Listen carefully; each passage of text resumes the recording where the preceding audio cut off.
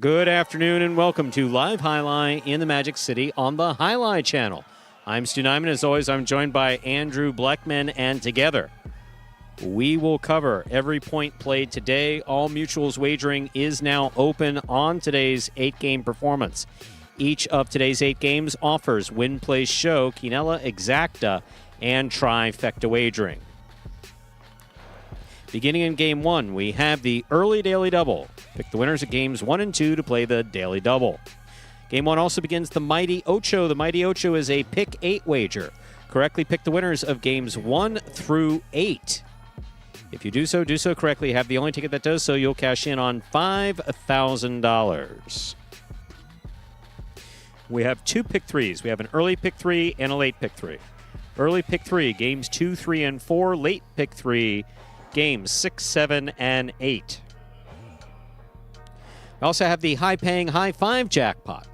Most popular wager here at Magic City. Correctly pick the winners of Games 3, 4, 5, 6, and 7.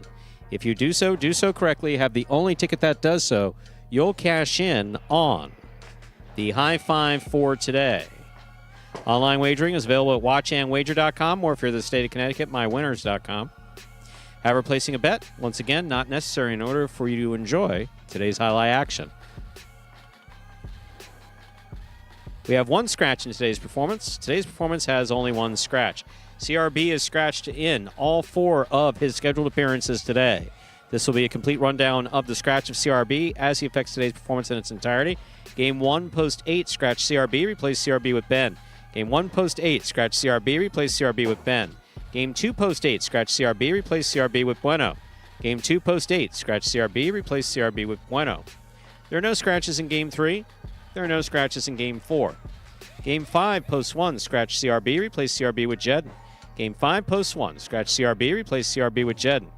No scratches in Game 6. Finally, Game 7, post 3, scratch CRB, replace CRB with Juice. Game 7, post 3, scratch CRB, replace CRB with Juice. That is the scratch of CRB as he affects today's performance in its entirety. With all that in mind, make your wagers as early as possible. Possible? That's not even a word. Possible within scheduled post times, and sit back and relax. Post time for game number 1, now just 7 minutes away. Andrew, how are you? Hey, Stu. How you doing? I'm doing well. How was your weekend? Good weekend. An eventful weekend. Eventful? Yeah. Did you attend events? One event. One event? So does like a breakfast count as an event? So technically maybe 3. 4 others, so 5 total. 5. But the eggs took 45 minutes. So did you have? It became an event. Did you? Did it, Stu? Did it ever? It became an event. Who lit the waiter up? Who lit the waiter up? I will say. Who set fire to his? Father got right up, and he went right in there and was looking for some. And then at that time, the food came right out. It was perfect. I knew it. Right when you get up to go to, say, Did hey, Michael go and look for his own eggs? It might have happened. It was just more to ask a question. I said, Where are the eggs? But it was, I will say, I'm not one for, it was a little longer, but hey. No, I wouldn't question anybody with that. But it was, quite, you could imagine.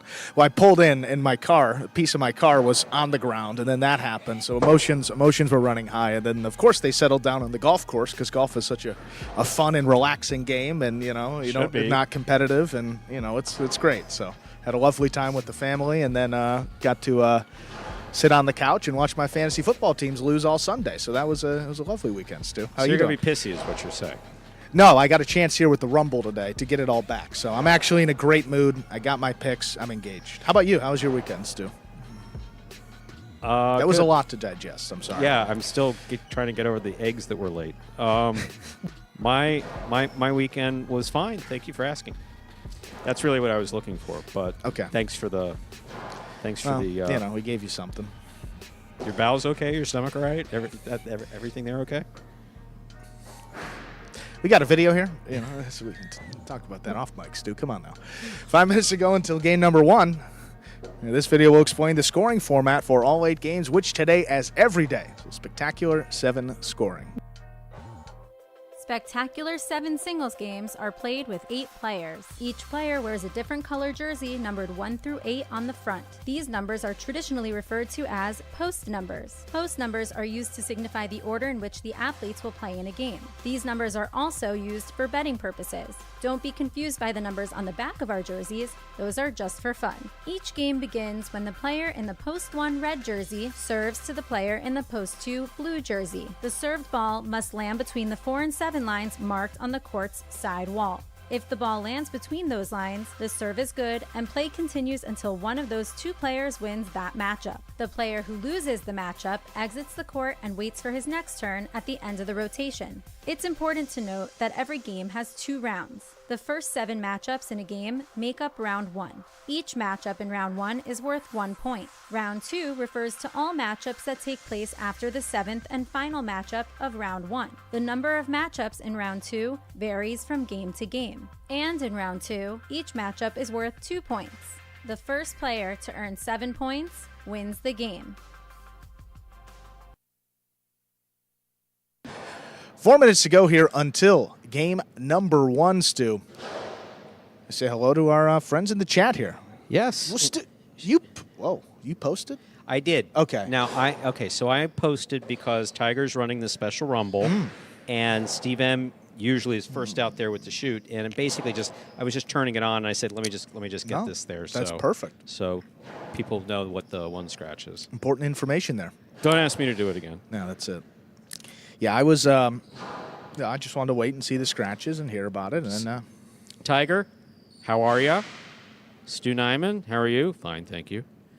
Steve M, greetings as always. Schmel, what's cooking, is actually here. In the building. Yeah, this is someone who, again, we've told you in the chat, we do have this special service we provide, which is if you travel in from any distance and we happen to have some availability during the day, we'll invite you in, and that's what Schmel's taken advantage of a couple times. Good to have him here in the audience. Boom Boom, happy Monday. Boom Boom, did you do a thoroughly thoughtful, insightful post on Tiger's board under a different name than Boom Boom? Roland, greetings. JM Mel. Actually, maybe evening where you're turned in. It's 1:28 in the afternoon here in Miami. Jason Marchese, how are you? Hope all is well. Yes, boom. I read your post. Extremely thoughtful. Very thoughtful. Actually, there's another post where someone was asking about the ball versus. I was gonna write the response on Tiger's board, and then I was thinking maybe I would talk about it in the broadcast. Maybe I'll talk about it in the broadcast. No, it was very insightful and I really appreciate how you've come into the program and just, you've studied it. And appreciate that. Your questions are insightful and appropriately, I won't say appropriately critical, but, you get the program, which, and the nuances that go with it. That's always good to see. Mo Crank, as always. Mo and Steve with their spectacular stats. Yes. Available at sayhili.com. Sayhili.com. And also, Stu. Yes. Got a text from Mr. Mo Crank. Did you? He said that one day this week he'd like to provide some lunch for the group. Wow. So something that we can discuss, and just wanted to publicly say thank you for that. He's so generous and a great fan, so thank you very much. But I really Mr. think Crank. that's a little too much for the players. Okay, yeah. So I think that whatever this is he why does, we're talking it through. Exactly. I think fillets and lobster tails for you and I. We may have to add an extra 0 to that. Wow, that PayPal then, Stu, huh? Oh, we already sent you the money? Have to ask Mr. Crank. There we go. No, we can't ask him to send any more money, but we'll just take whatever he wanted to go to the entire roster, and we'll use it for us. We can go to Capitol Grill just down the road, Stu. Roland, how are you? Looking forward to 3 amazing performances this week. Won't be on live after this week since snowboarding begins Friday. Wow. It's November. Good stuff, Roland. We got game number 1. Some highlight beginning right about now. BBF, good evening to you. A couple people signed in for the evening time. We're ready to begin game 1. Ladies and gentlemen, we're ready to begin game one. It is a spectacular 7 singles match. It's played to 7 points, and points will double after the first round of play. Up first and serving the red of post 1, El Barba, receiving the blue of post 2, Juice.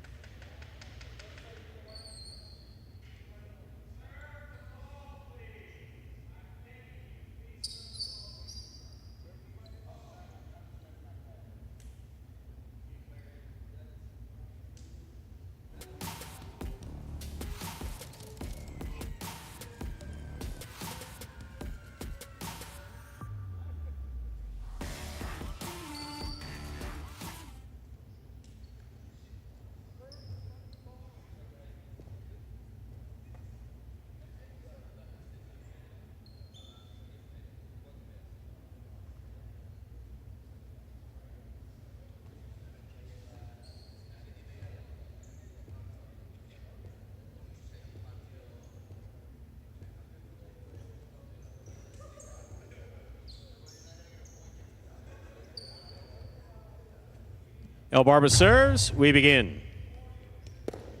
Juice from the forehand. Powerfully passes from the right side. Rebote. Juice takes a peek. Hard to the inside. El Barba. Forehand rebote with a light touch. Did not have the distance. Point 2.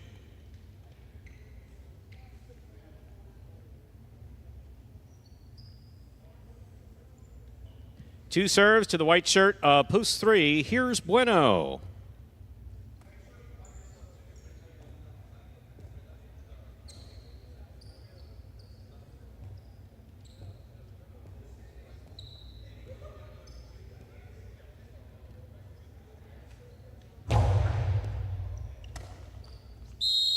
Juggle. Point 2. Two on the board with 2 points. Here's post 4. Iriondo.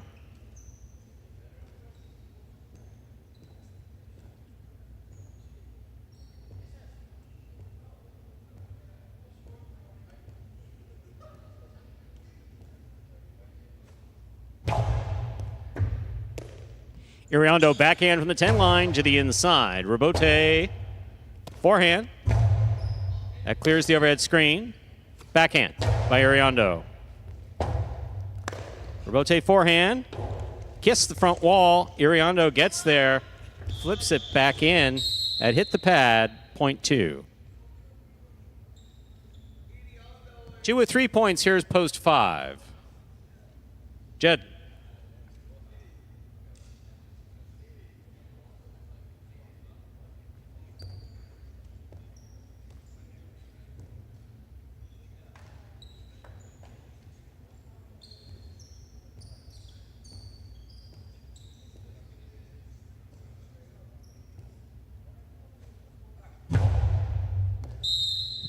Over serve, point 5.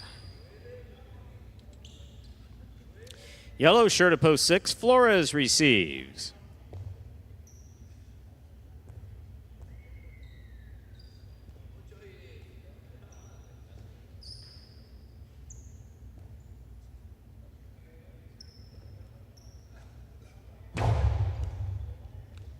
Flores on the catch, backhand to the inside. Jen's there, takes it in the air. Flores on the catch.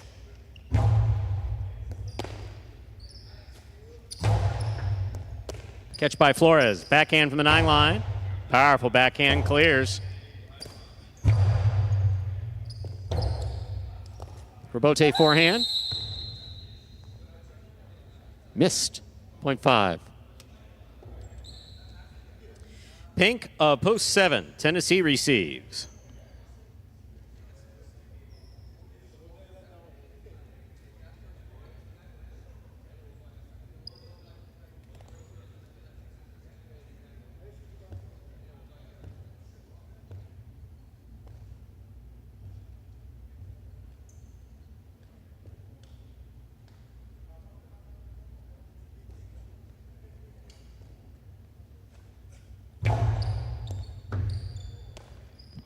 Here's the backhand by Tennessee. Rotate forehand to the inside. Tennessee's there. Backhand. Tennessee on the catch. Backhand. Point 7.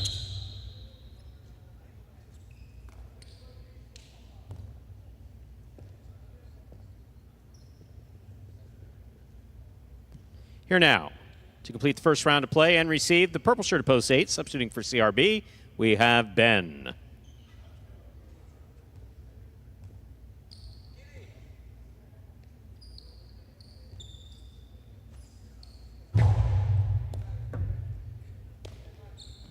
There's the backhand by Ben. Robote. Powerful throw to the inside, curves back inside beautifully. That's really well played by Tennessee to score, point 7. We've completed the first round of play. Matchups are worth 2 points now through the end of the game. First to return, the red of post 1, El Barba.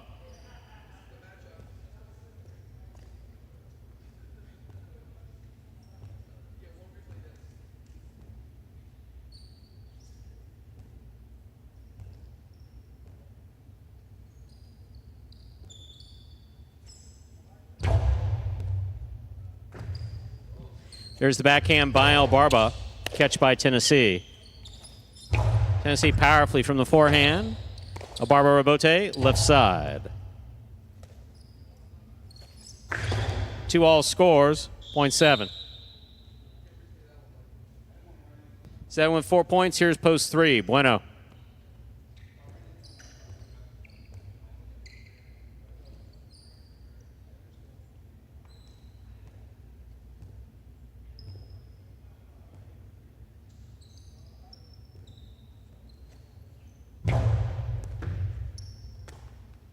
There's a backhand by Bueno.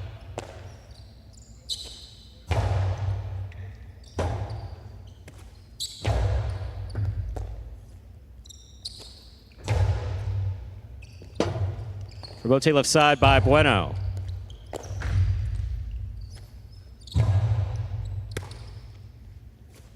Powerful forehand. Robote coming out. Ball tipped, point 7. Possible game point for the pink post 7. Tennessee trying to stop him. Iriondo.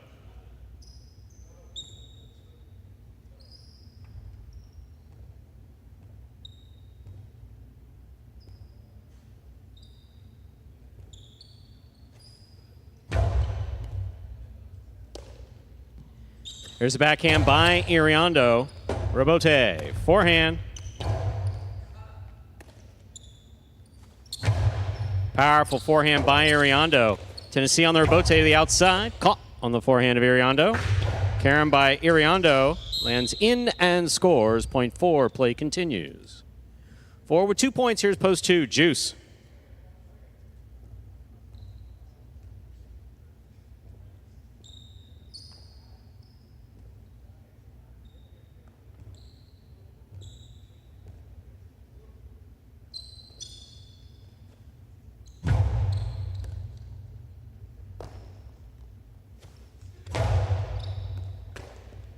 In and out of the cess the ball goes, point 2.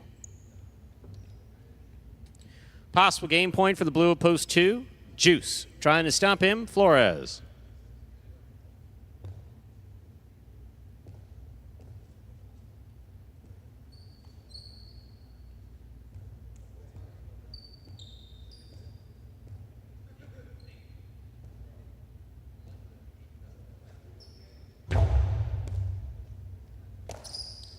Backhand by Flores.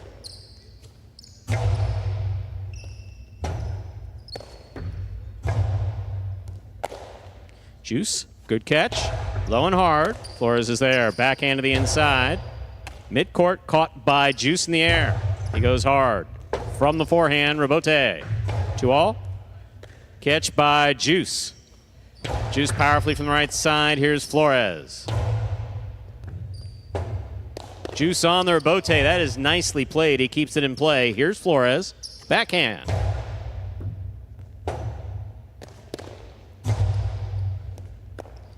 Point and game, post to Juice. There's the backflip as the exclamation point. 7 places, 5 serves to 4. This is for third place.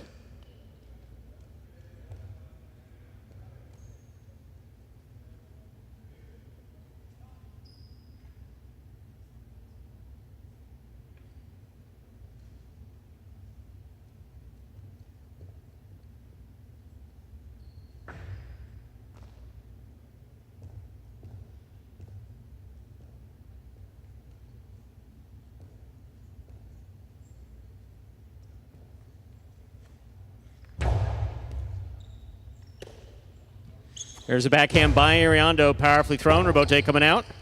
Rebote forehand. Catch by Ariando. Ariando low and hard. Scores. 4 shows. Unofficial order finish, 274. Your prices are up in a moment.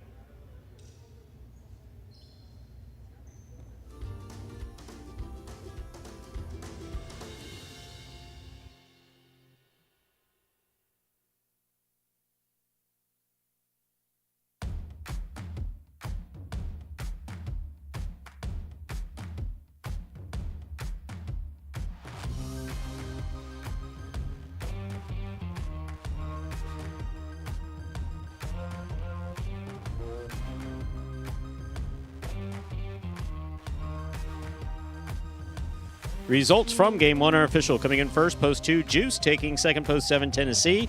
Coming in third, post 4, Ariando. 274, the official order finished 4. Game number 2. Game number 1, rather. Cheller Quinella 2-7, 75-40. Trifecta 274, 632, 60. Cheller wager on 2 to win, 1960. Up next, ladies and gentlemen, is Game 2. Spectacular 7 scoring in place. There is a scratch. CRB is scratched in all his scheduled appearances today. Once again, Game 2, post 8, scratch CRB, replace CRB with Bueno. CRB scratched in all his scheduled appearances today. Game 2, post 8, scratch CRB, replace CRB with Bueno. Post time for Game 2, 7 minutes. Good luck.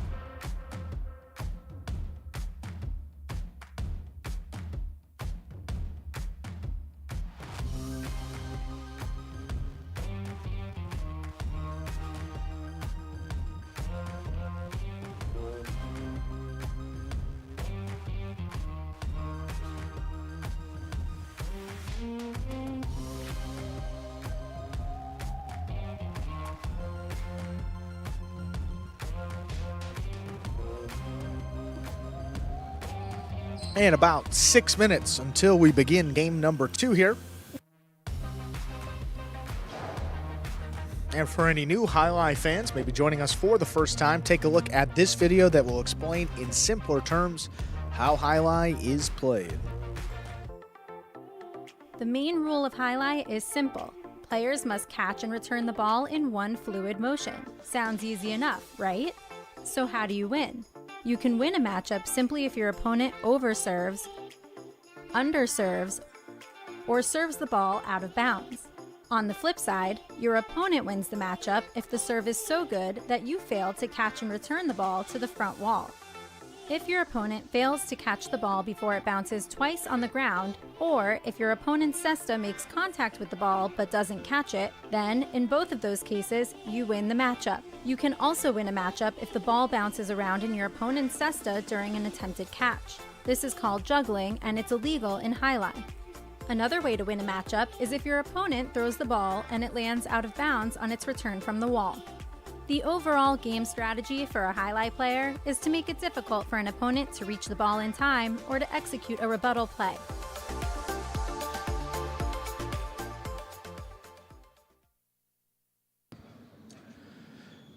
And we're back here about 5 minutes from the start of game number 2.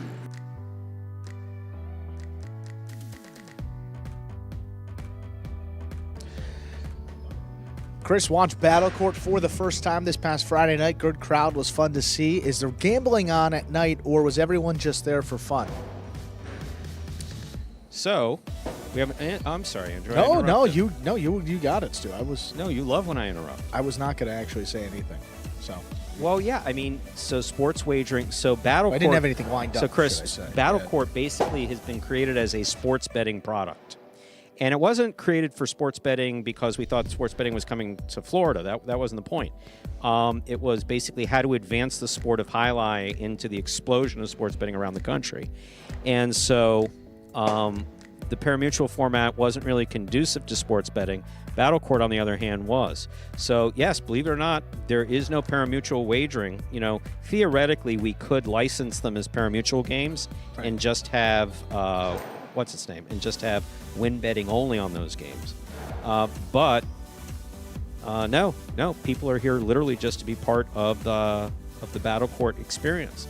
A lot that goes into it. There's obviously a lot of fanfare, and that's the idea behind Friday nights and only being open to the public one day, as opposed to an everyday parimutuel where you just kind of wander in and place your bets, et cetera, et cetera, et cetera.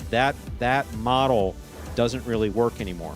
So we play during the week, obviously, with online wagering for the parimutuel events, mostly through Watch and Wager, as well as the off-track betting or inter-track wagering sites throughout Florida and Connecticut. And then we're open to the public once a week and try to turn it into an event that people want to be part of here in South Florida, or maybe even would potentially come in and would fly in for, like you would a big game. Right, absolutely. Yeah, there is a promotion in-house, but in terms of like actual wagering and like a tote machine or anything like that, you can't just walk in here and place a bet on any one of the 6 matches. And that's only Friday nights where the promotion's running. So those other days, yeah, if you see people in here, you see crowds, it's for the love of the game, as they say. It really is. It really is. It's a big event. Santos Cardine. Hey, Stu and Andrew. How you guys doing? Good. Do you still have Battle Court on Friday night? I might stop by to watch some games. Santos. Actually, I know you go by Santos. Do you also go by Tito? Are you one and the same? Because obviously your last name. So if Santos is your full name and it's actually Tito's the nickname, if that's you.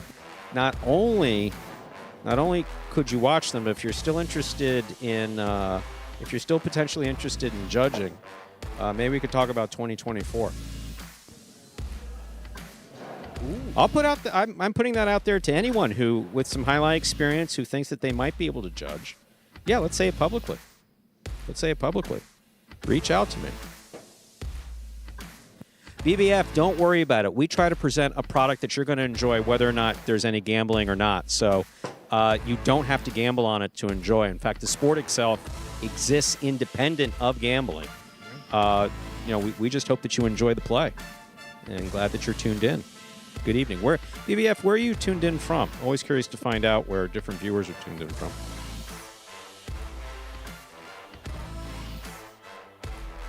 Yeah, Tito, if you're still interested in judging, we need Battle Court. We're looking for Battle Court judges. And next year will be an interesting year to do it, if you are interested. Monday, Tuesdays, and Fridays, 5 p.m., 5 p.m., and 7 p.m. Got anything you want to add before I start? No, I'm all good, Stu. America. Big country. Time to begin game number 2. It is a spectacular 7. A singles match played to 7 points. Points double after the first round of play. Jedden serving. Red at post 1. El Barber receives. Blue post 2. There's a serve. We begin. Fine catch by Jedden. Here's the backhand. Scoop attempt missed by El Barber. Point 1.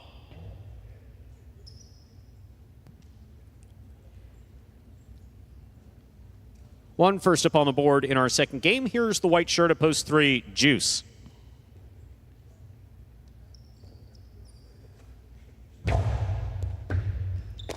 BBF's in the witness protection program. Glad you made it. There's the backhand by Jedden to the inside. Rebote left side. Jedden on the run. Excellent catch at the 5 line. Low and hard inside. Scores point 1. In this matchup, we have Jedden serving to the green shirt at post 4, Tennessee.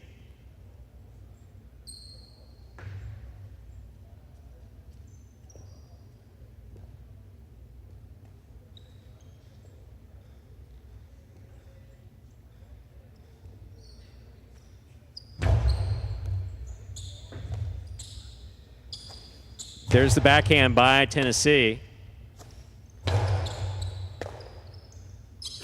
There's the backhand by Tennessee.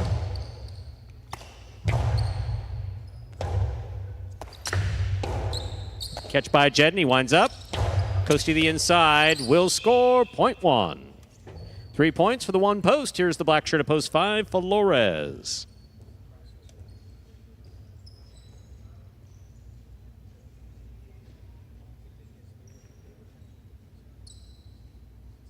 They would have to open a line on it, and theoretically it wouldn't have. Literally, I was saying on the microphone, folks, and I didn't mean to, which is kind of funny. I was having a conversation behind the scenes with Andrew. Here's the backhand by Flores. Robote forehand to the outside. Lands just out of play, point 5. 5 serves to the yellow shirt, post 6, Iriondo.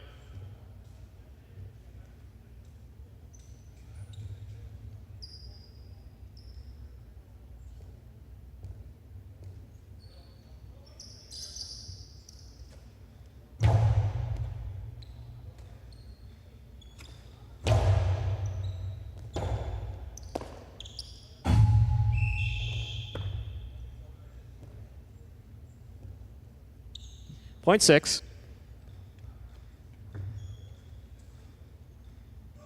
Receiving in the pink shirt, post 7, is Ben.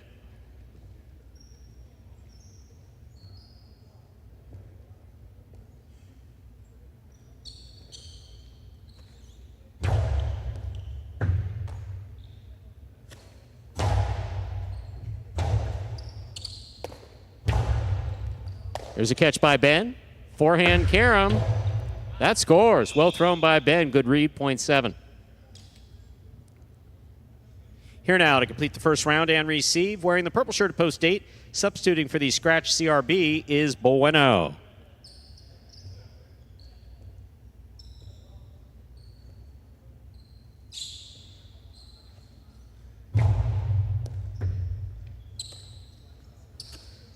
There's a backhand by Bueno. Robote coming out. Oh, not coming out. The Chula scores. Well thrown, point 8. We've completed the first round of play. Matchups are worth 2 points now through the end of the game. First to return, the blue of post 2, El Barba.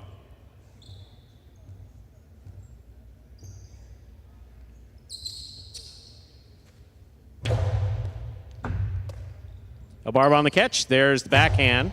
He passes. Robote for Bueno. Catch on the forehand of El Barba. Backhand. El Barba sets up for the Robote. Forehand Robote, low and inside. Bueno's there. Backhand. Robote forehand, low and inside again. Bueno has it. Scoop attempt miss, point 8. 8 with 3 points. Here's post 3, Juice.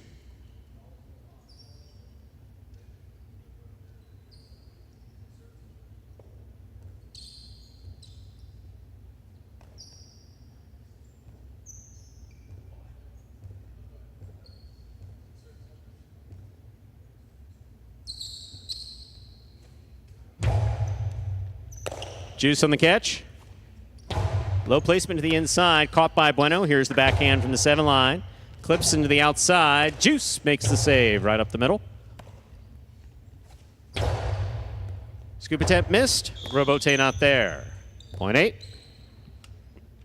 Possible game point for the purple shirt at post 8. Bueno trying to stop him, Tennessee.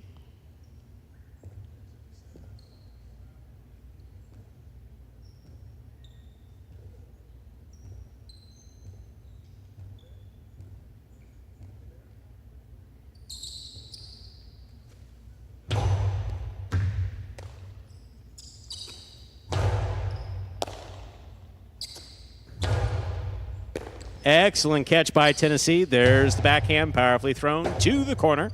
Robote forehand.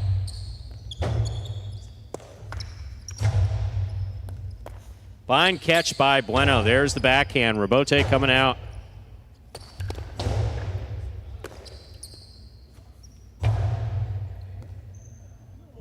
Point in game, post 8. Bueno. 8 wins it, 1 places, 5, 6, and 7 playoff for third place. 5 first serves to 6.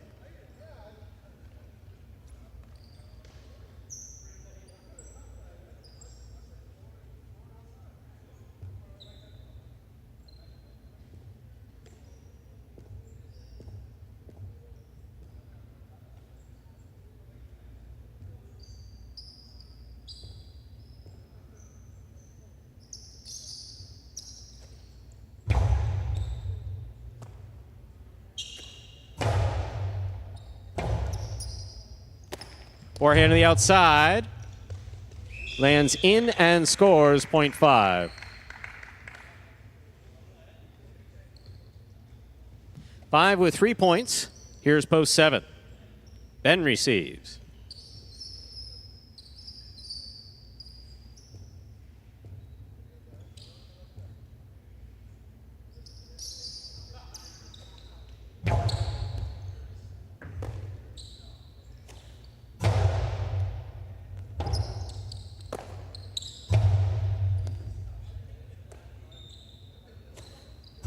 There's a backhand by Ben. Rabote coming out.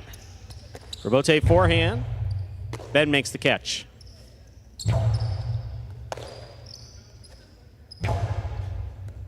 Ben on the catch.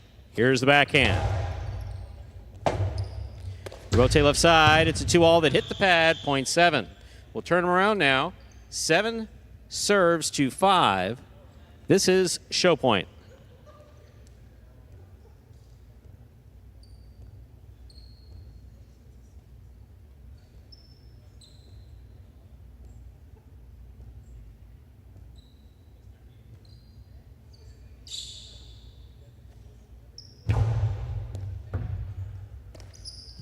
Backhand by Flores. Catch by Ben.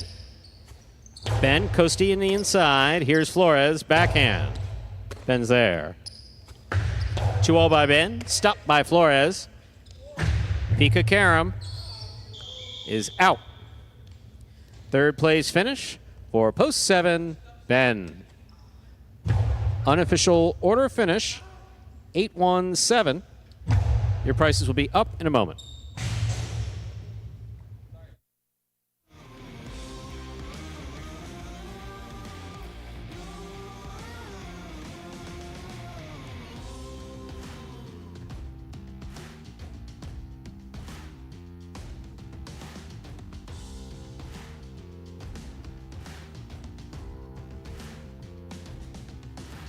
Results from Game 2 are official. Coming in first, post 8, Bueno.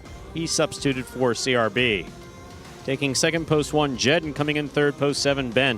8-1-7 is the official order finish for Game 2. Your early daily double, 2-8, 108 even. $2 wager on 8 to win, $15.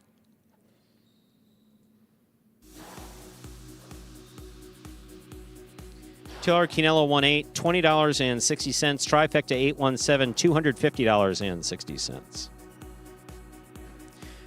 Up next, ladies and gentlemen, Game 3. Game 3 begins the high five for today. The high five is a pick 5 wager. Correctly pick the winners of games 3, 4, 5, 6, and 7. If you do so correctly and have the only ticket that does so, you'll cash in on the high five for today with its minimum guarantee, $2,000. Don't forget, CRB is scratched in all his scheduled appearances today. Once again, CRB is scratched in all his scheduled appearances today. No scratches in Game 3. No scratches in Game 4. Game 5, post 1. Scratch CRB, replace CRB with Jedden. Game 5, post 1. Scratch CRB, replace CRB with Jedden. Then in Game 7, post 3, scratch CRB, replace CRB with Juice. Game 7, post 3, scratch CRB, replace CRB with Juice. Post time for Game 3 in the high five, 7 minutes. Good luck.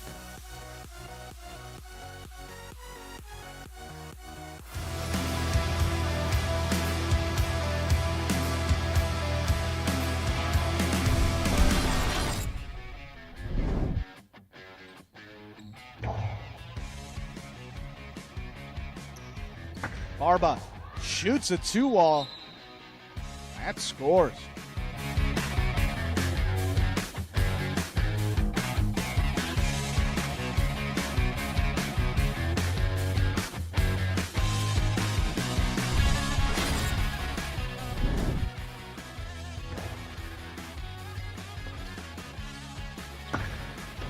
Wow, that's bold.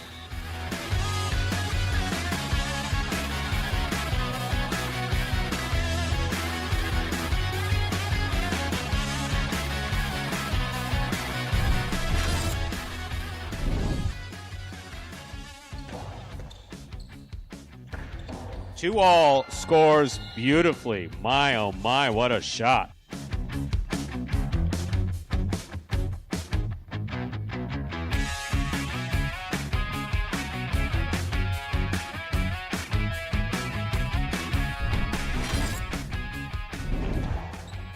What a catch by Douglas at the 9 line. Backhand, thrown powerfully. Robote coming out.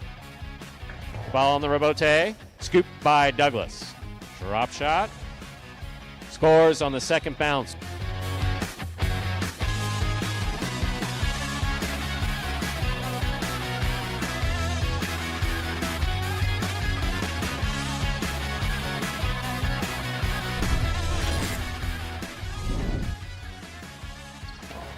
Carballo picks the serve.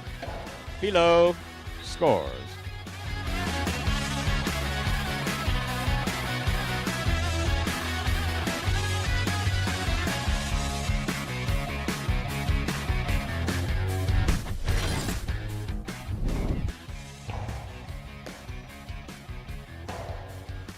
Robote kicking all the way out.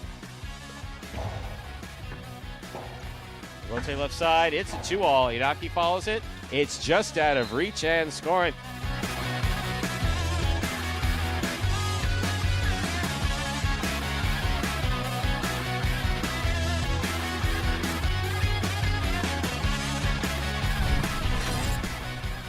Caught by Nicholas. There's the backhand. Which had 8 from the 9 line. Backhand.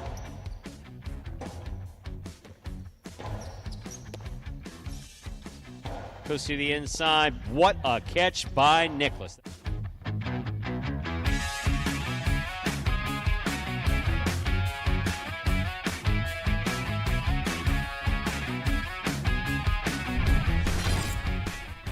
Bueno.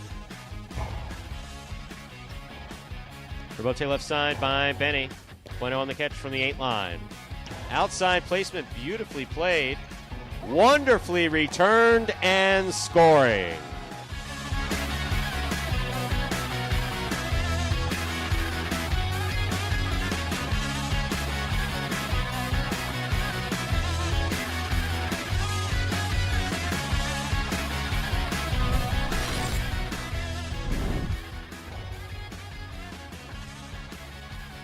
There's the backhand by Douglas. Philo on the Robote scores.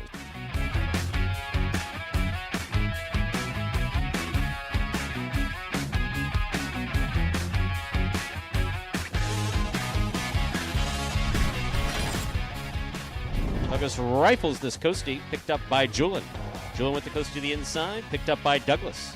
There's the backhand, low and hard, and Julian makes the play on the 2-all. Douglas with a scoop and a carom.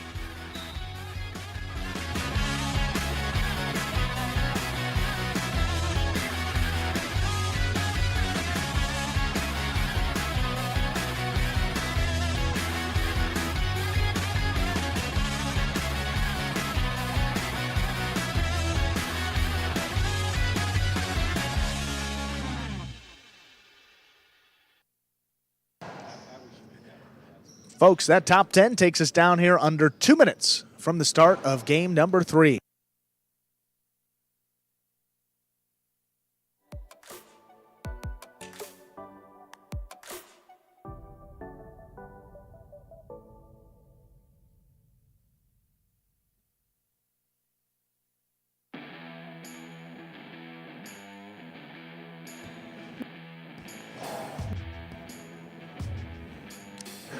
Jason talking about Ikeda, our player of the day from Friday night, Stu.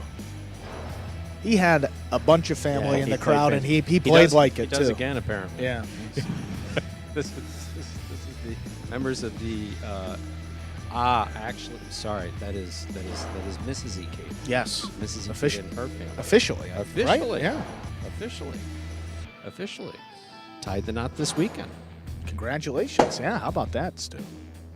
Happy for him. Yeah, that's lovely. Yeah, they're a couple deep again. I mean, they were 2 rows deep in battle court, about a row and a half today, but coming out in full force. Good to see. Very much so. Yeah, so looking at Ikeda here. 5 post in game number 3. He's been playing so well. He can take it just about anywhere on that board. See if he can do it from the 5 right here, game 3. Ladies and gentlemen, we're ready to begin our third game. It is a spectacular 7 singles match. Play to 7 points. Points double after the first round of play. Up first and serving in the red shirt, post 1 is Carballo. Receiving in the blue of post 2, Manny.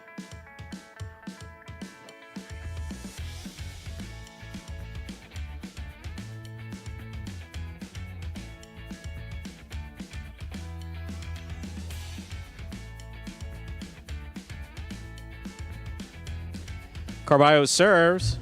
Oh my. We begin. At serve, hit the overhead screen. Out of play. Point 2.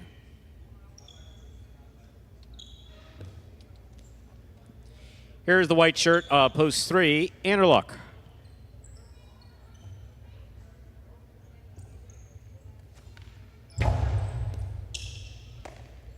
Here's a backhand by Anderluck. Manny, rebote forehand. Anderluck on the catch. Scoop by Manny. Backhand. Rebote forehand. Manny on the catch. Winds up. 2-all. Point 2.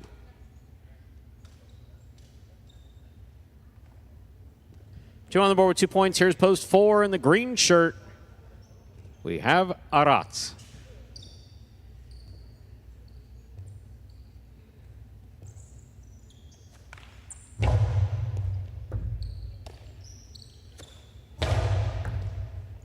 Rebote, left side by Manny, right up the middle. Arats makes the catch.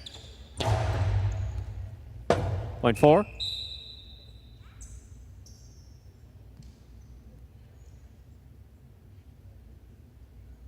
Here's the black shirt at post 5, worn by Ikeda.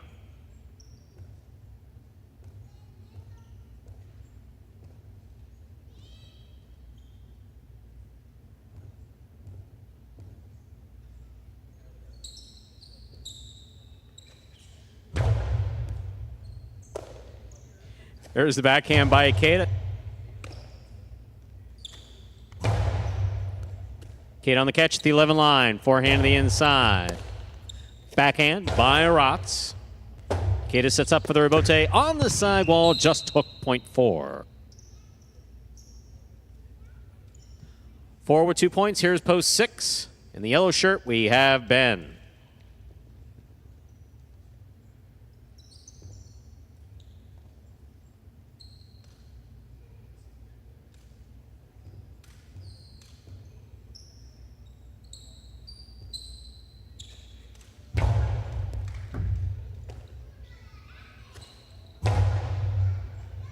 Rebote coming out. Rebote forehand by Arats. Point 4. 4 on the board with 3 points. Here's post 7. Robin receives.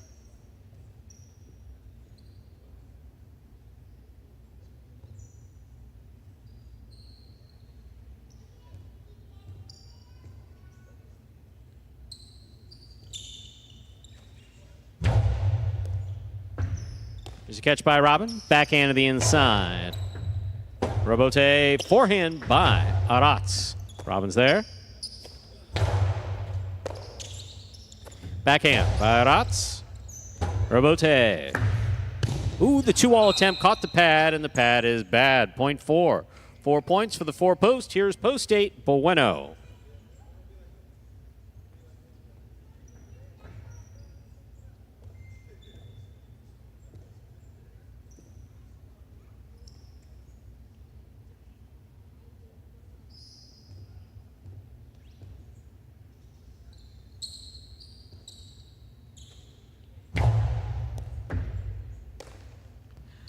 There's the backhand by Bueno.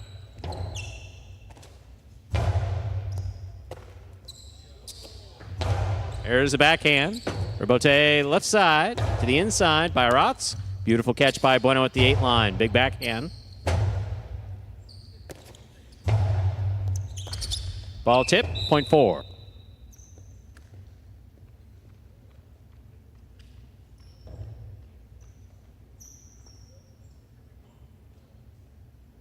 Four with 5 points. Here's post 1, Carballo.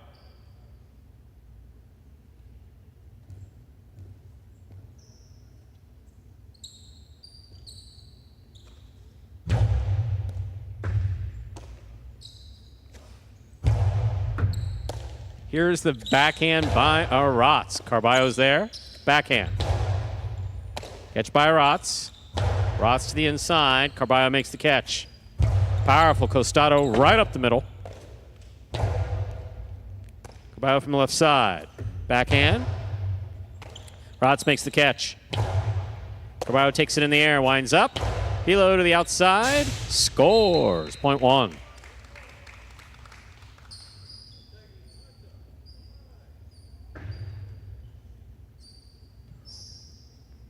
One on the board with 2 points. Here's post 3. And Anderluck.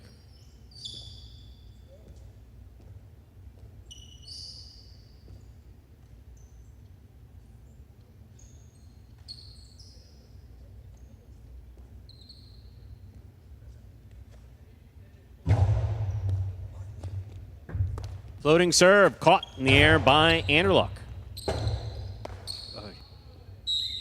Point 3. 3 with 2 points, serving 2 with 2 points. Manny receives.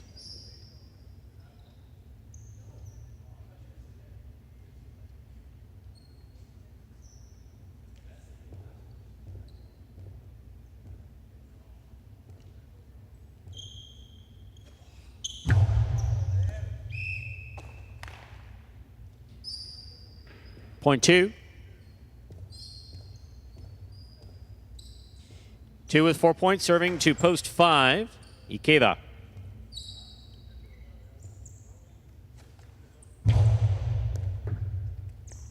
There's a catch by Ikeda, backhand. Ikeda makes the catch. Forehand over the top. Forehand over the top. Manny on the catch. Outside placement. Ikeda reads it, that goes just off the tip of his cesta. Point 2.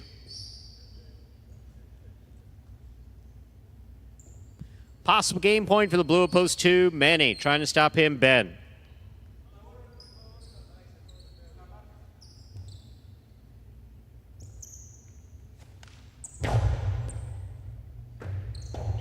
Point and game, post 2, Manny.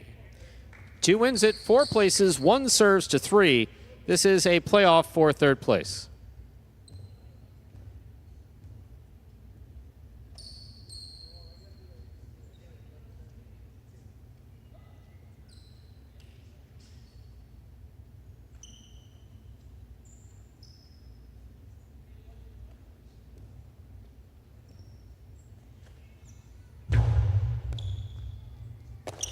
Catch by Anderluck.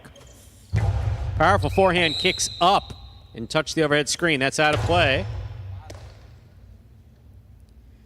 1 shows. Unofficial order finish, 2-4-1. Your prices will be up in a moment.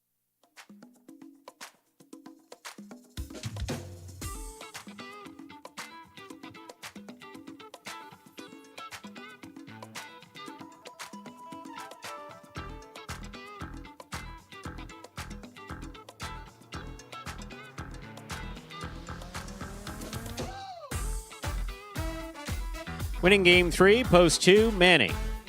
Taking second, post 4, Rotz. Coming in third, post 1, Carballo. 2-4-1, the official order finish for game 3.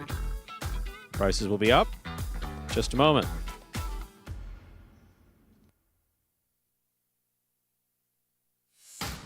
There are your prices. $2 Quinello 2-4, $15.80.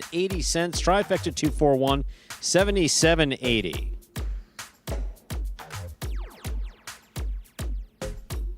First number for today's high five, the number 2. Up next, ladies and gentlemen, is game number 4. It is a spectacular 7 singles match, played to 7 points. Points double after the first round of play. Game 4 will also close out the early pick 3. Post time, 7 minutes. Good luck.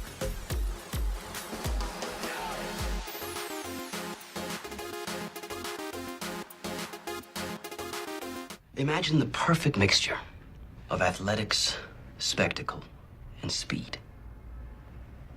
Highlight. Let's design a Conan O'Brien or Conan superhero. Sure. Oven mitts. Maybe there's some steam coming off the mitts because I took a focaccia out of the oven. Oh, a highlight glove in the other one. Would be great. Have you ever played highlight? Actually lacrosse, but it's highlight for white people. I'm Johnny Knoxville. This is Steve-O. This is Highlight. Highlight is like handball, only you fling the ball and catch the ball with this basket thing. It's more complicated than that. And dangerous.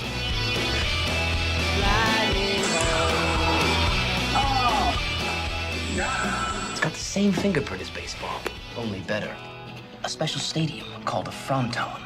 And you can sit real close, which is a thrill because the ball goes 175 miles an hour. I can serve this pelota almost 200 miles an hour. Big whoop, that little squishy. Jesus, is this made of limestone? It's a dangerous game, amigo. It's called a cesta. It's made of reeds from the Pyrenees. The ball is called a pelota. A lightning bolt.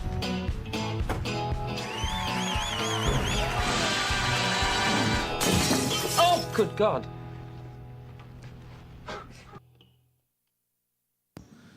And we are back here now, 6 minutes from the beginning of game number 4. Couple good calls these last few games. I think that's 2 trifectas by the chat in a row. 8-1-7 in game 2, and then the 2-4-1 right there. Manny picking up the win.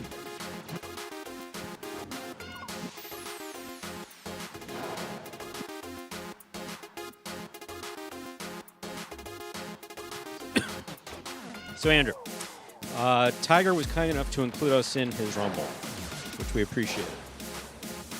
So, yesterday I was sitting minding my own business. Yes. And I read, which I frequently do, but I haven't posted on Tiger's board in a while. It hasn't been like I've been boycotting or anything. I just haven't felt like, because, I mean, you know, and certainly Tiger knows, and anyone who reads Tiger's board knows, I tend to be long-winded in my responses. Unless I'm being bitchy, then I just, you know. Just do it, man. They just come right out. And we're talking about, for anyone interested, boards, BOARDS, the number 2go.com.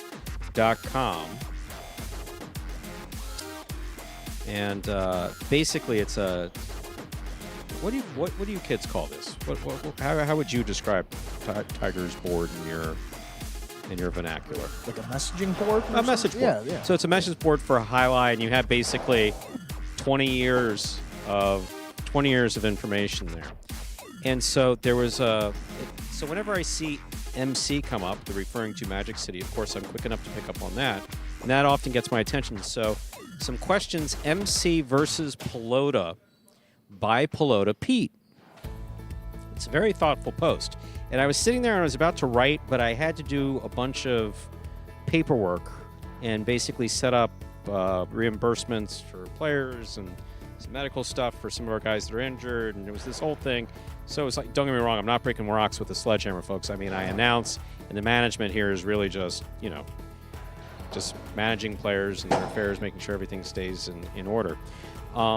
So what I thought I would do is, I think that, and I want to get your opinion on this, I want to respond to Pelota Pete 4x4. I got it up here. Verbally in the broadcast as opposed to writing, because actually I had some organized thoughts.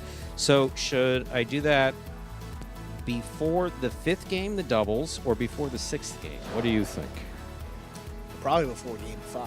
Before game 5. So after this game. After this game. Okay, so after this post from the 12th, right? Yes. MC versus Pelota. Just pulled it up.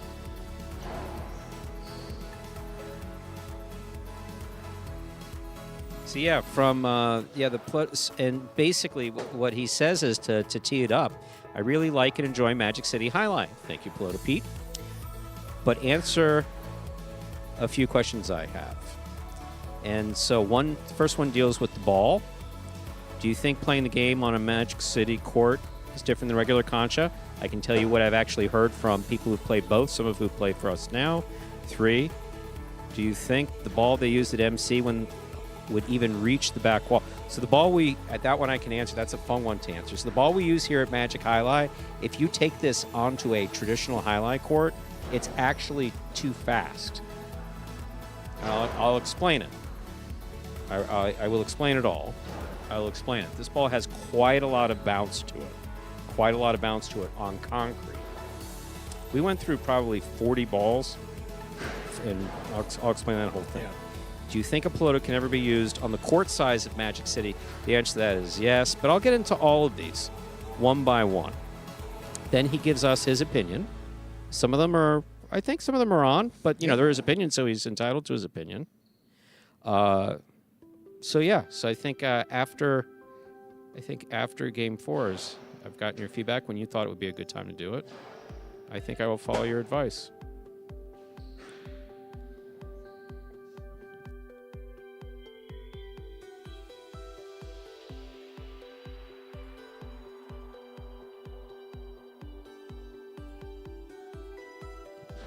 We have 1 minute to go before we begin Game 4. Game 4 is now just 1 minute away.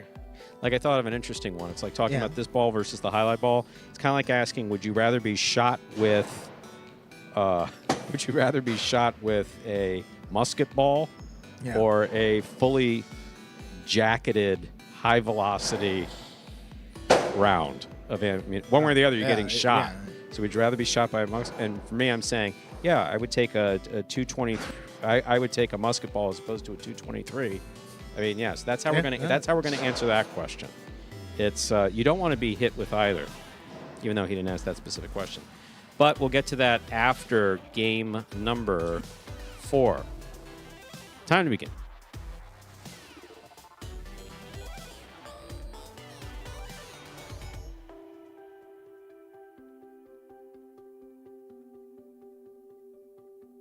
We are ready to begin game number 4. It is a spectacular 7 singles match. It's played to 7 points, and points will double after the first round of play. Up first and serving, Anderluck, receiving blue post 2, Manny.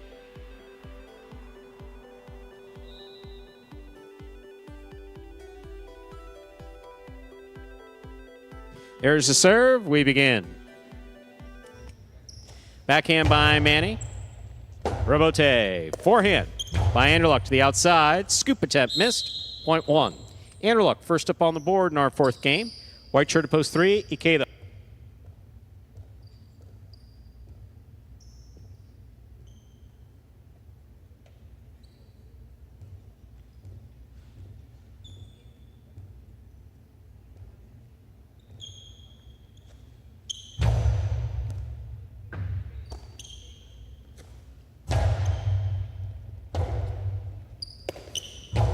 Robote forehand to the inside. Here's Ikeda.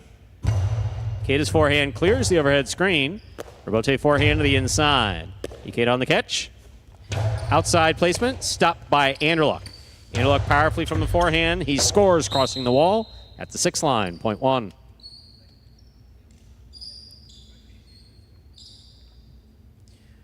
One on the board with 2 points. Here's the green up post for Julin.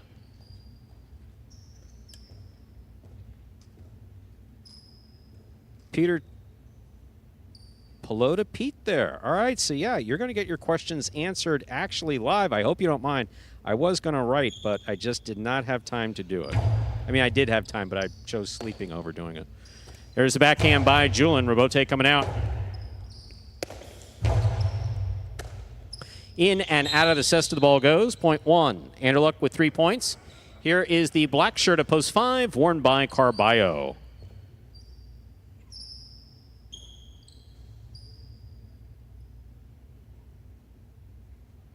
Yeah, Peter, I thought that was a very thoughtful. I like the fact you asked, serious questions that actually have answers, and the fact that you offered your opinion on it. I really appreciate that. That basically means you're paying attention. So thank you.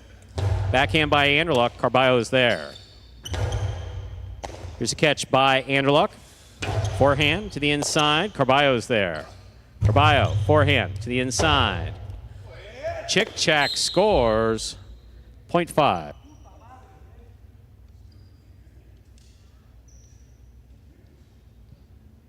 Yellow shirt, post 6, Bueno receives.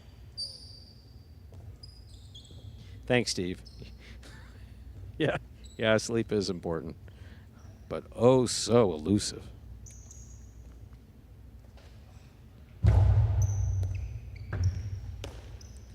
Here's the backhand by Bueno. Rebote forehand by Bueno.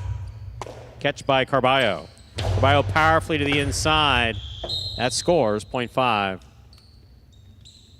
5 with 2 points. Here's the pink of post 7, Robin.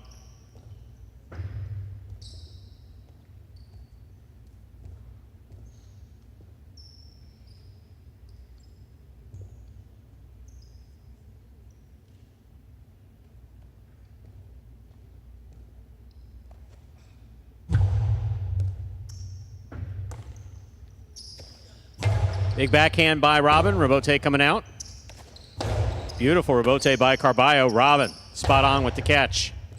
Carballo, rebote left side. That escapes. A little too high, 0.7. Robin's on the board with a point. Here now to complete the first round and receive, wearing the purple shirt at post 8, Ben.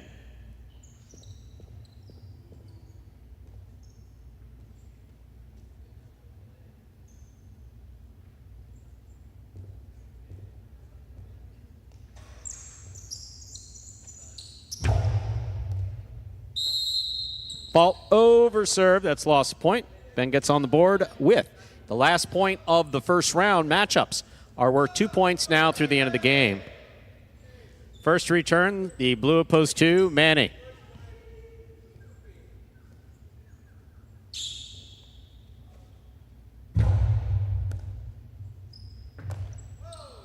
Here's a backhand by Manny.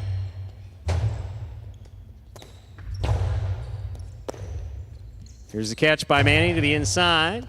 What a catch by Ben on the backhand. Powerfully thrown to the inside. Rebote coming out. Rebote forehand. Ben's there. Ben winds up. Scoop by Manny. Manny faked the 2-wall, dropped it inside to score. 0.2. 2 with 2 points. Here's post 3. The white shirt receives. Ikeda.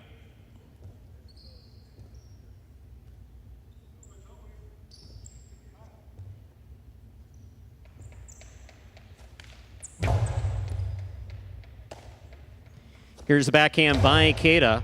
Manny on the catch. Manny fakes the 2-all right up the middle on the return. Ikeda's there. Low and hard. Rebote. 2-all caught the pad. 0.3. Ikeda takes over the serve with 2 points. Here's the green shirt of post 4, worn by Julin.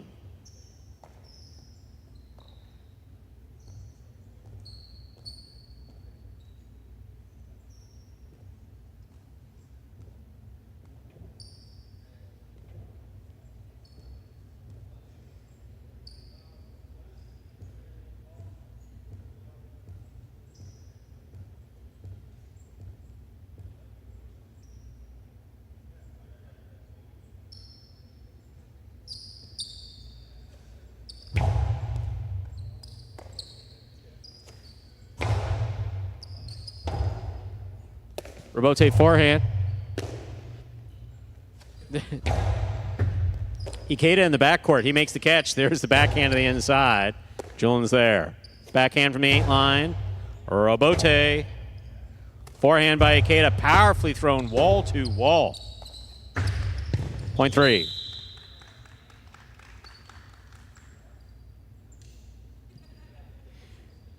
Three on the board with 4 points. Here's post 1. Anderluck.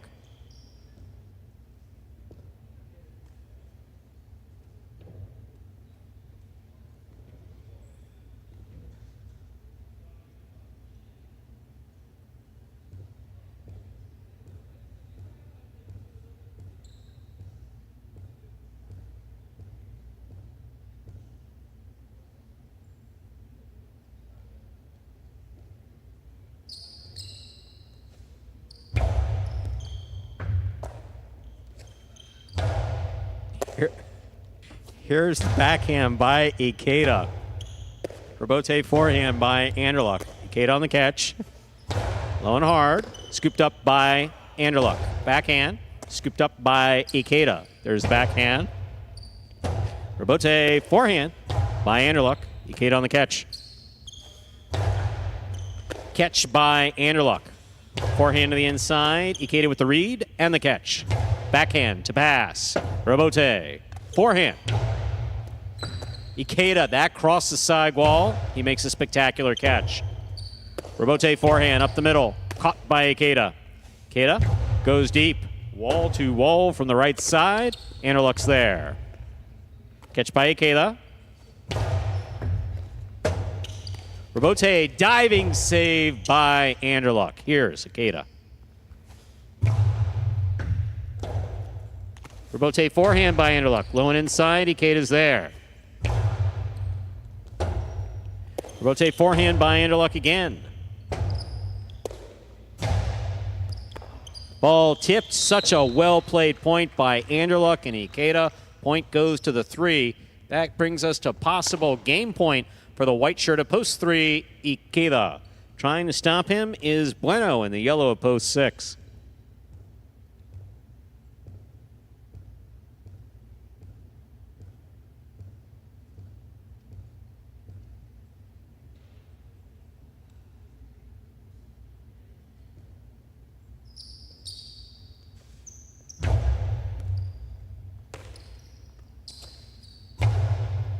Here's the backhand. Rebote coming out. Rebote forehand. Passing.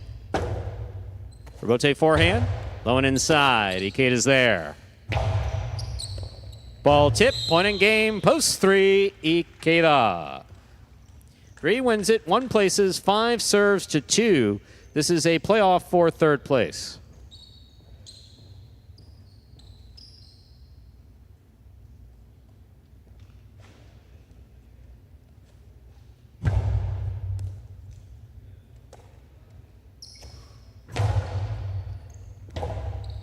Rebote forehand by Carballo. Manny makes the catch.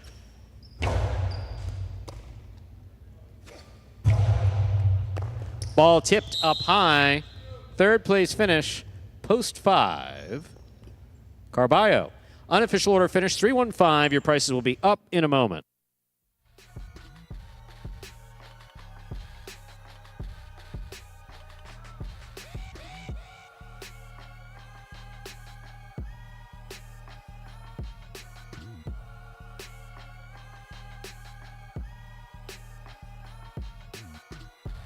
Winning game 4, post 3, Ikeda taking 2nd, post 1. Anderluck coming in 3rd, post 5. Carballo, 315.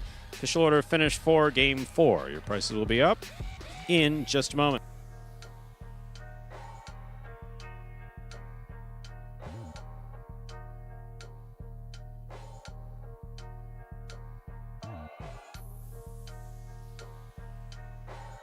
And so once again, I'll be answering that question by Peter. No, the fact that you're asking questions that you don't know the answer to is impressive. It's the people who come on believing that they know everything and that what their opinion is absolutely right. And I include myself in that. They get a little dry. 8-2-3 is the result of the pick 3 of 3 numbers, returning 74-20. Taylor Quinella 1-3, 36-60, trifecta 315, 298-20. Up next, game 5, spectacular 7. Singles match, a doubles match, part of the Doubles Championship Series here at Magic City. There's a scratch, game 5, post 1. Scratch CRB, replace CRB with Jedden. Game 5, post 1. Scratch CRB, replace CRB with Jedden. Post time for game 5, 7 minutes. Good luck. Now, Pelota Pete from Tiger's Board. Well, you're not from Tiger's Board, but you asked a question on Tiger's Board. I really like and enjoy Magic City Highlight. Thank you, but answer a few questions that I have. 1, do you really think the ball they are using goes as fast as a real pelota? Okay, so let's talk about that first. We don't have a clock out here, but we got up when we did have a clock, when we did have a radar gun out here. we were consistently getting readings over 120 miles an hour, over 150 miles an hour. So you are up around 150 miles an hour. So even though I know sometimes in the broadcast it said it averages, it doesn't average at 50. It's gotten as high as 150, 165 in there. But again, that's with one radar gun on one day. As far as the traditional highlight ball, you know, the obvious record was 188 miles an hour.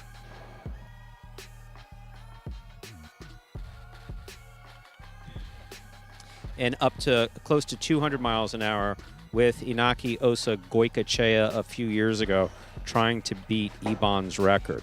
So does it go as fast consistently? I would say that the average speed probably is about the same. The traditional highlight pelota may be a little bit faster, and we're talking about average speed, not when, you know, Ubia or Douglas or one of these other, or Gaucheri or Carballo rifles one of those serves in. I have no idea, to be honest with you. Question 2, do you think playing the game on Magic City style court is as difficult as the Pelota Concha? This is something that I could speak to from players who have played both. We're talking about Manu, who was a backcourt start, Miami highlight, one of the top backcourters at Dania highlight, and is just a natural highlight talent with 17 years of professional experience. He says this overall is more difficult at Magic City because 2 reasons. The pace is quicker. And for those of you who are curious about what I'm talking about, if you look at a traditional highlight video, you can just do it yourself. You can do 1 1000, 2 1000, 3 1000, or you can, if you want to use some type of stopwatch or something like that, clock it from the time that the player throws the ball to the opposing player catches the ball. Clock it here versus clock it there, and you'll see that we're about consistently a second faster. I know that I've done it. I know because I've done it. So for any given throw, we're about a second faster from the time that one player releases the ball to the time a second player catches the ball. That has to do with the speed of the ball and also the size of the ball and how close the players are standing to the front wall. Also, as far as the difficulty of playing on this court, it requires a bit more energy. Traditional highlight courts give you 2 things, a chick-chack and a chula. We make a big deal out of it here at Magic City when it happens because it's rare. It's very difficult for it to make it happen. And it doesn't have so much to do with players' skill as much as it has to do with just hitting the right spot at the right time. On traditional courts with a traditional highlight ball, you have a consistent chick-chack and chula, which finishes the point in the backcourt. Here, you have to be able to play, for instance, an 8-minute point of what could be up to 30 points, or just shy of 35 points. So the demands on the players are a bit more here at Magic City than I believe that they exist in traditional highlight. And some of our own players who played their entire careers in the traditional highlight world say this is by no means a cakewalk. That there's no question about. Do you think the ball they use at Magic City when thrown on a pelota court would even reach the back wall? The question that is absolutely yes. This ball, because of its consistency, is actually perfect for the absorbing quality that the glass has. On a traditional court, the Magic City ball is too lively. It's too lively. I've seen it thrown at Miami. I've seen this ball thrown at Dania. I've seen it thrown at Calder. Calder, of course, is a short court, but it is concrete. So this ball on a concrete surface has way too much bounce, especially without the tape. Question 4. Do you think the average player at Magic City can handle the size and speed of a pelota on a pelota court? So let's take a look at these pelota games. So this is a bit of a loaded question. We only have 3 minutes to go. So I have a couple opinions on that. One, the strike in 1988 changed everything. There were tons of people who became professionals who had no business playing professional highlight up until that point, who would have never had an opportunity to play professional highlight. Put it this way, I could have gotten a contract playing professional highlight, but I knew what my limitations were, and I knew that it would be nothing but frustrating, and I also had a grandfather that was threatening me if I did it to cut off funding for college. So those things combined, I knew what my limitations were. There are a lot of players who that was their opportunity, they got in. I am by no means saying all replacement players suck. I'm not saying that. What I am saying is that there are a lot of people who played professional highlight who should have never played professional highlight. That being said, I think the Magic City program, if you go back to the original 2018 players, follows what traditional highlight has done coming out of the schools here in the United States. So the schools up, training programs up in Connecticut when they did exist, and North Miami Amateur Highlight, the Miami Highlight school program there. About the same amount of players qualifying to play professional out of those programs, which I'm guessing if you take the total pool of students, you figure it was about 5-10% before the strike. And if you look at how many guys broke out of 2018 to be among some of the top players here, I'd say we're about average. I'd say probably a little bit more than average. So could you take about half of our roster from 2018 or half of those original players and take them onto a traditional court? Absolutely. And we won't go name by name, but yeah, there's a couple players that would probably struggle, and we know who they are. And no reason to bring it up, but you could take a Carballo easily. Even if you look in the early games, could you get Jed into play? Absolutely, you can get Jed into play. Iriondo, yes, you can get Iriondo. Ben, definitely you can get Ben. And then from games 3 and 4 on, I would say yes, that with about 4 or 5 months of experience, they could compete the way others compete. Could they compete at the top levels of professional highlight as seen elsewhere? No. But that's, I think that wouldn't be expected. And with that, I have to wait to get to the rest of your questions because it's time to begin our doubles game.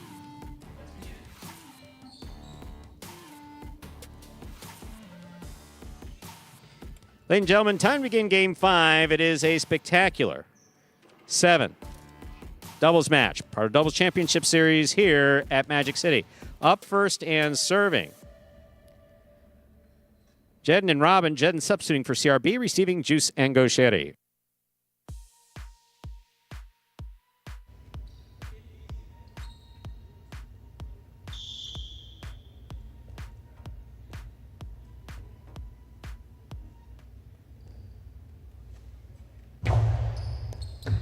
There's the serve. We begin.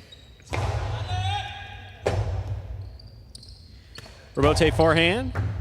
Robote left side for Gaucheri.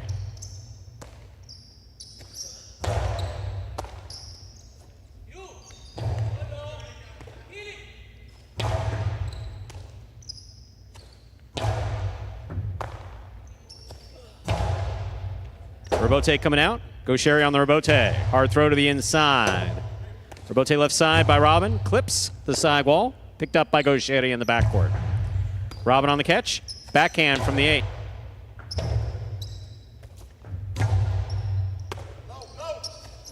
There's the backhand by Robin. Robote coming out again. Scoop attempt tipped. Point 2.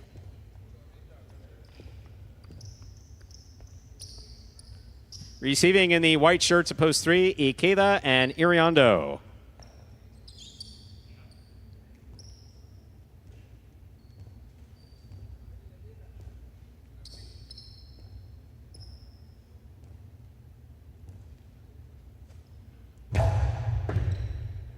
Here's a catch by Iriondo. Backhand.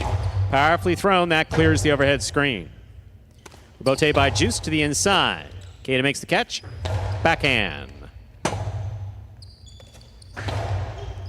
Kate on the catch. Karam stopped by Juice. Ikeda, Robote right up the middle. Here's Gaucheri from the 12 line. Backhand to the inside. Robote forehand to the outside. Too far out of play. Point 2. Receiving the green shirts of post 4, Anderluck and Julin.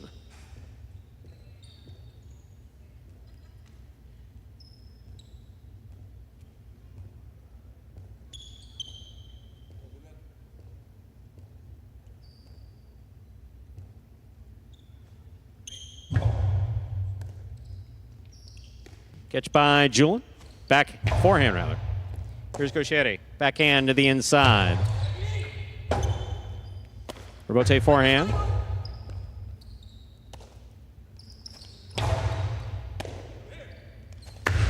Karam stopped by Juice, but it landed out.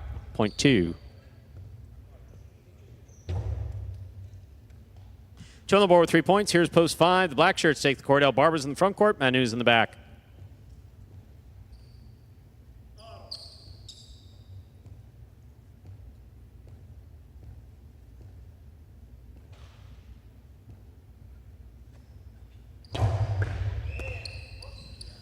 Fault, under serve, 0.5. Yellow shirts of post 6 take the court. Douglas and Tennessee.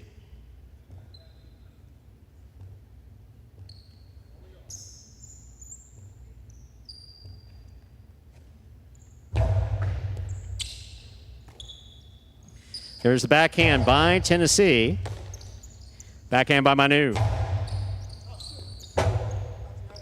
Robote save by Douglas. Here's Manu. Backhand from the 10 line to the inside. Tennessee's there. Manu, backhand.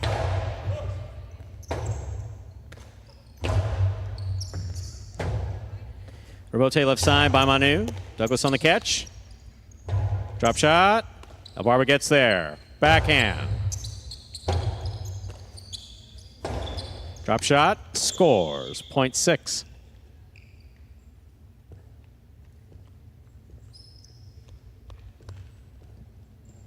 In this matchup, we have Douglas serving to the pink shirts of post 7, worn by Bueno and Nicholas.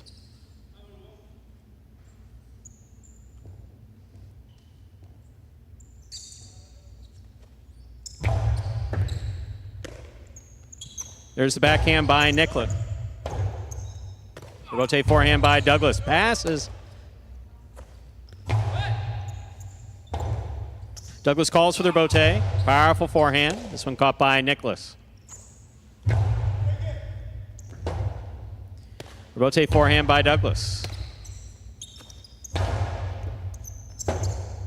Rotate left side by Douglas. Stays to the inside. Nicholas reaches way up high. Back at the 13 line. Tennessee's there.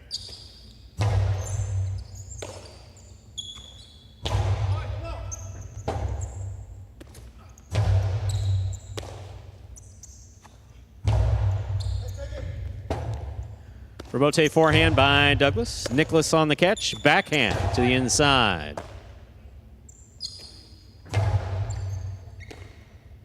Here's the backhand by Nicholas.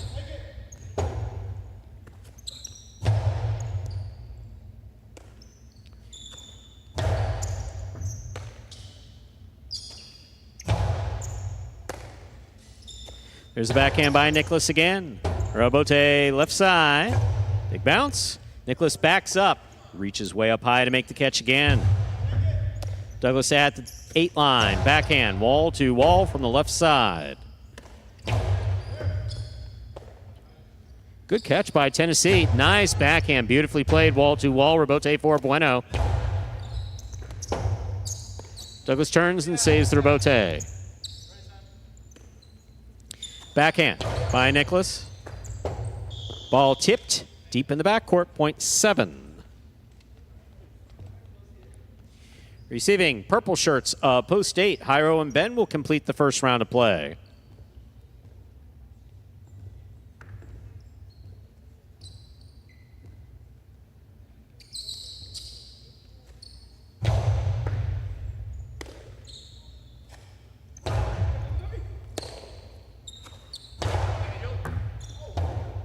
Robote left side. Here's the catch. Powerful forehand.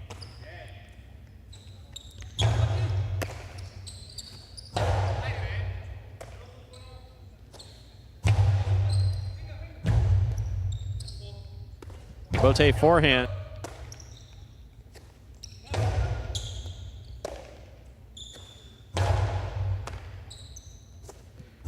Backhand by Jairo, powerfully thrown. Robote coming out.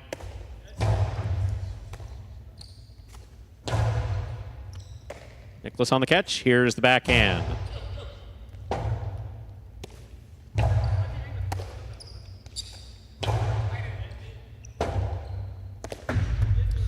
Robote missed 0.7. Last point of the first round goes to the 7 team. We've completed the first round of play. Matchups are worth 2 points now through the end of the game. First to return, the red of post 1, Jedden and Robin. Once again, Jedden's in for CRB.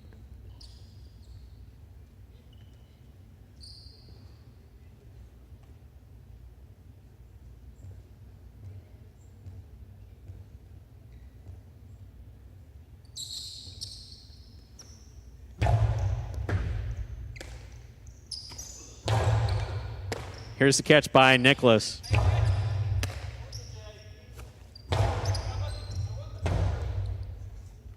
Robote forehand. Robote left side. Here's a catch by Nicholas. That forehand gets to the overhead screen, which is out of play, point 1. Along with 2 points, here's post 3. The white shirts receive Ikeda and Iriondo.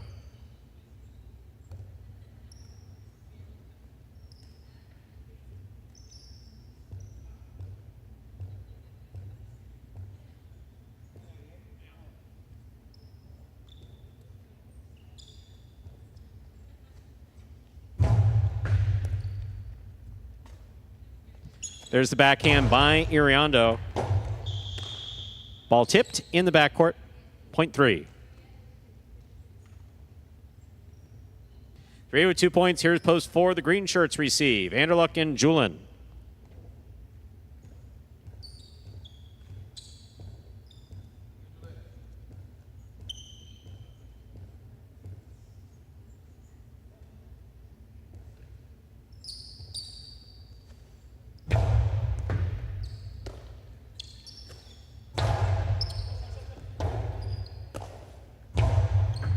Here's a catch by Julin at the 11 line. Forehand. Straight to the inside. Robote.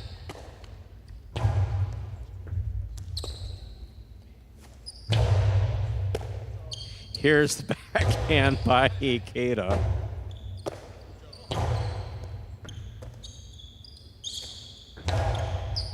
Anderluck in the front court. Big right side. Clears the overhead screen. Robote to the inside. Ikeda's there. Anderluck on the catch. Backhand. Big backhand there by Iriondo. Anderluck. Harden inside. Ikeda makes the catch. Anderluck. Fine catch. Nice return from the 8 line. Iriondo backhand. Backhand by Anderluck.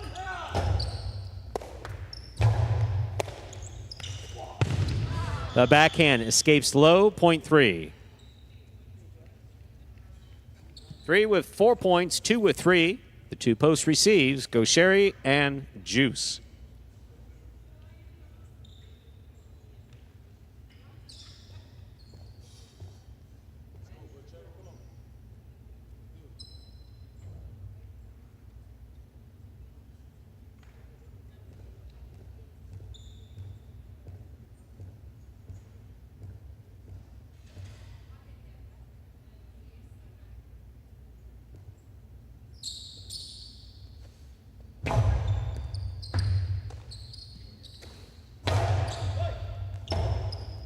Robote forehand by Ikeda. Oh, the perfect bounce will score.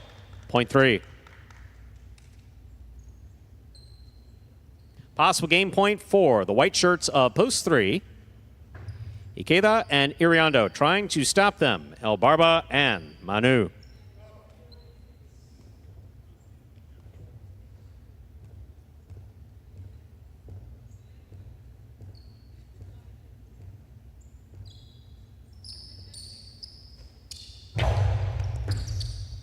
Manu on the catch. There's the backhand. Ikeda takes on the front court. Backhand from the 8 line. Wall to wall. Robote coming out. Albarba saves the Robote. Beautiful catch. Nice return by Iriondo. Ball's on the wall and scores. Point in game. Post 3. The white shirts. Ikeda and Iriondo. 2 places. 7 serves to 1. This is a playoff for 3rd place.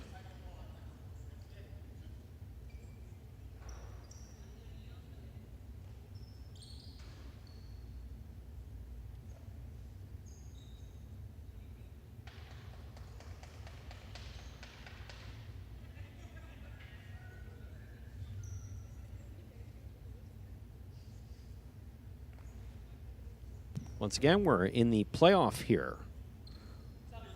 7 serves to 1. This is show point, 3rd place.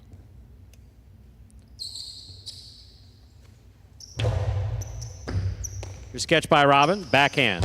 Powerfully thrown. Wall to wall. Robote coming out. Robote forehand. Robin's there. Catch in the air. Backhand. Big right side to the inside. Robin on the catch. Backhand. Powerfully thrown. Robote coming out. Robote forehand. Jedden. Robote save from the left side. Nicely played. Here's Nicholas. Scoop by Robin.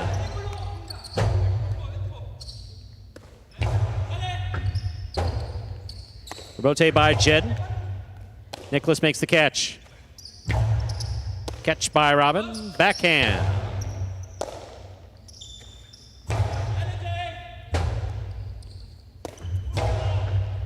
Scoop by Nicholas. Backhand.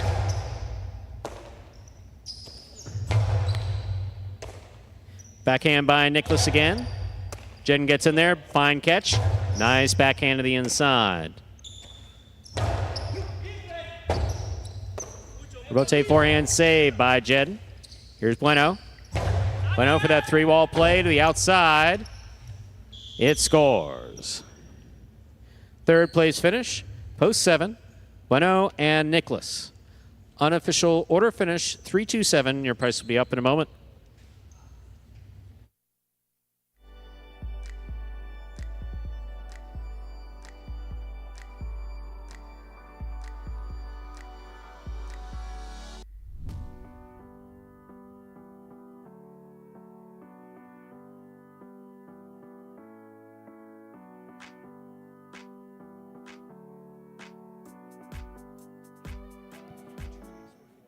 Winning game 5, post 3, Ikeda and Iriondo taking second, post 2, Juice and Gaucheri.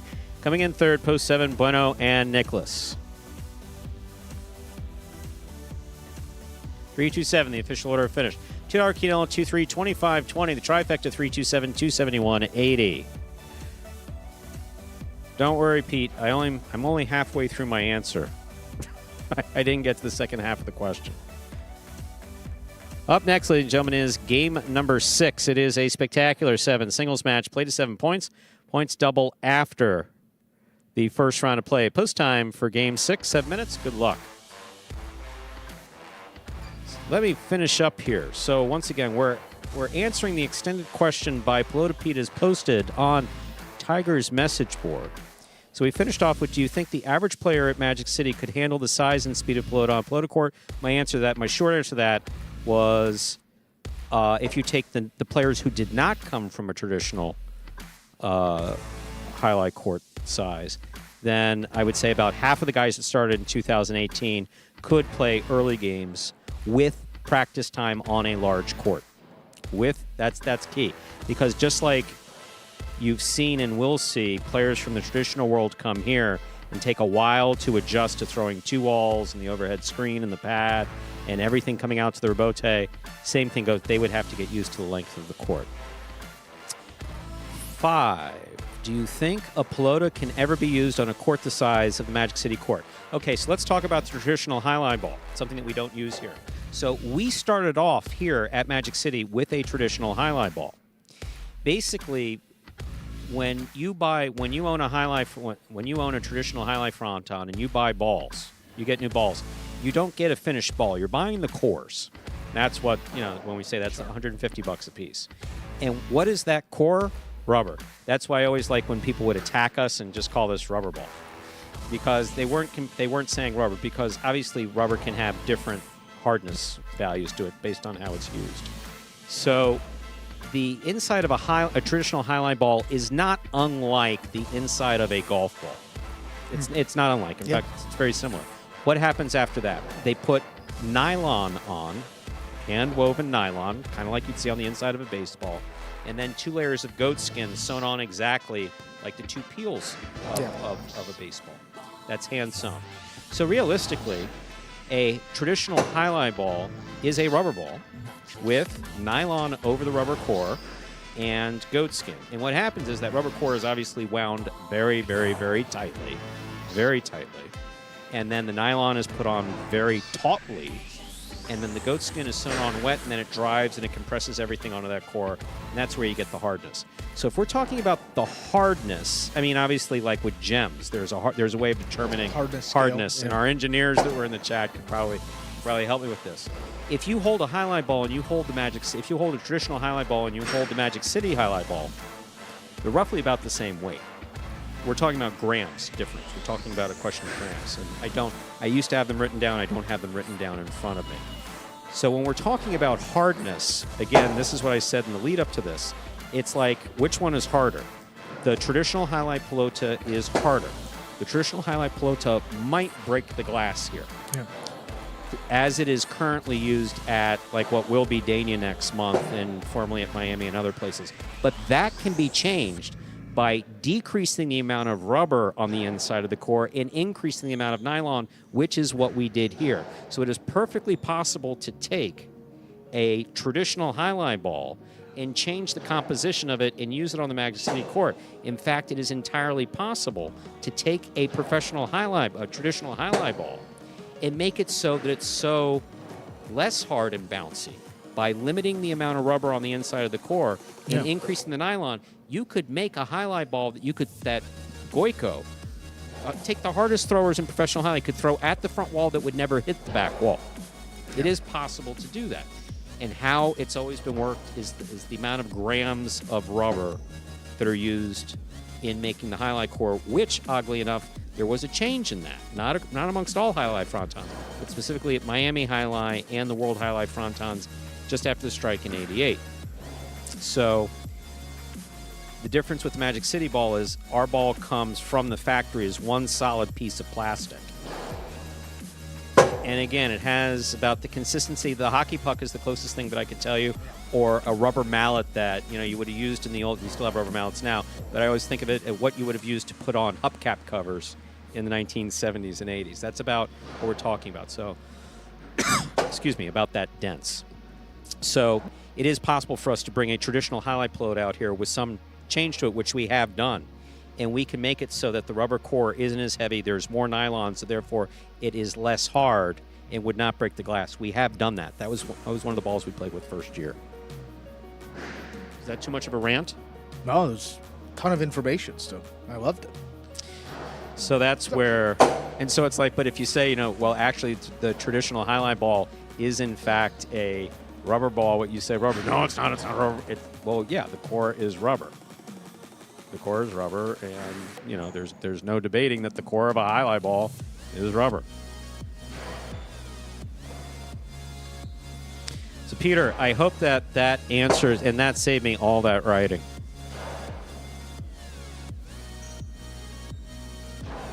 Andrew? No, that was great, Stu. No, I'm not looking for. I'm just. Do you have anything you want to add, or?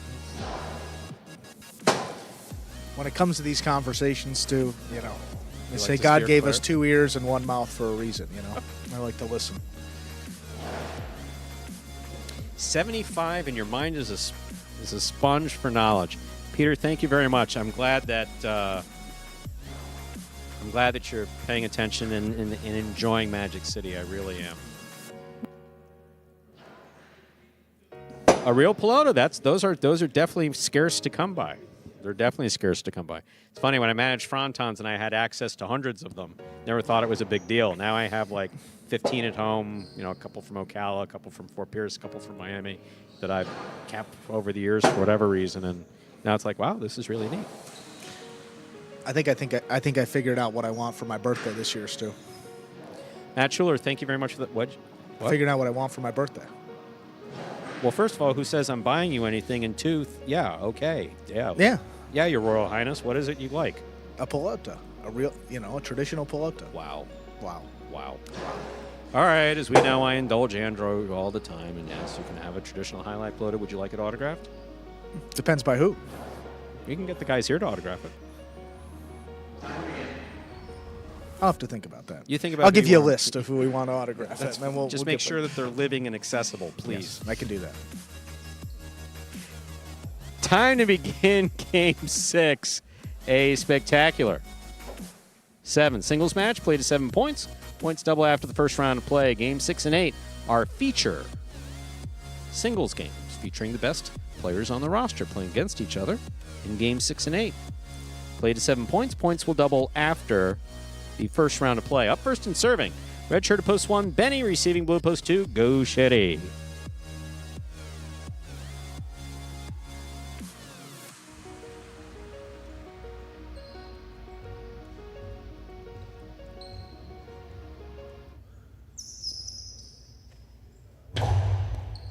There's the serve. We begin. Point 2.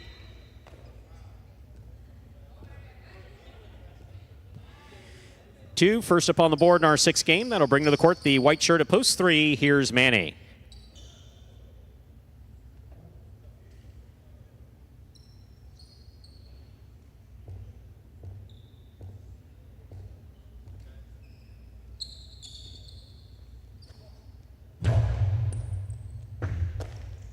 Here's the backhand by Manny. Robote coming out.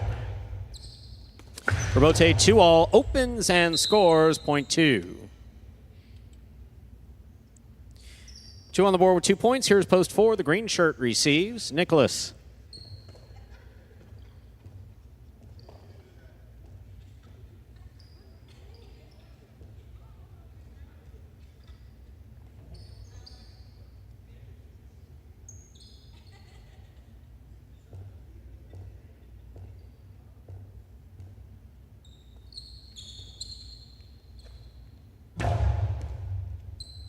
Here's the catch by Nicholas. Backhand from the 9 line. Gauchetti on the catch. Backhand from the 9 line again. Nicholas is there.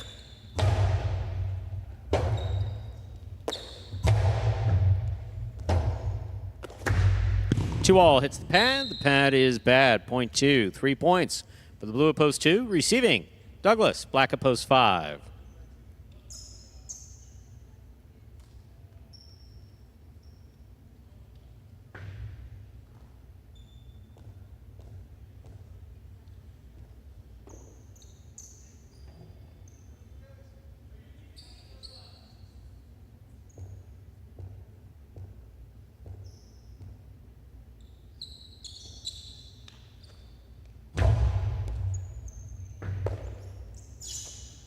There's the backhand by Douglas. Robote, forehand by Gauchetti. Douglas makes the catch. Backhand. Powerfully thrown. Wall to wall. Robote coming out. Low and inside. Scores for Gauchetti. Point 2.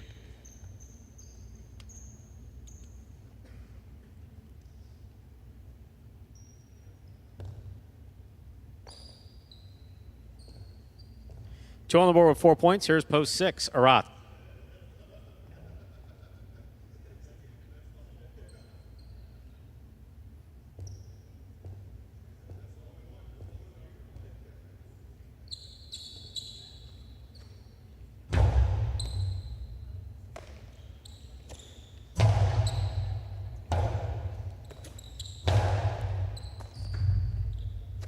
There's the backhand by Arath.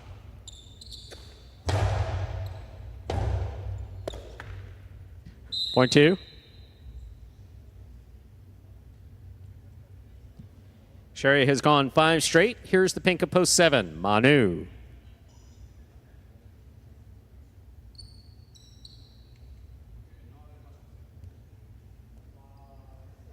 Glad to hear, Peter. Glad to hear.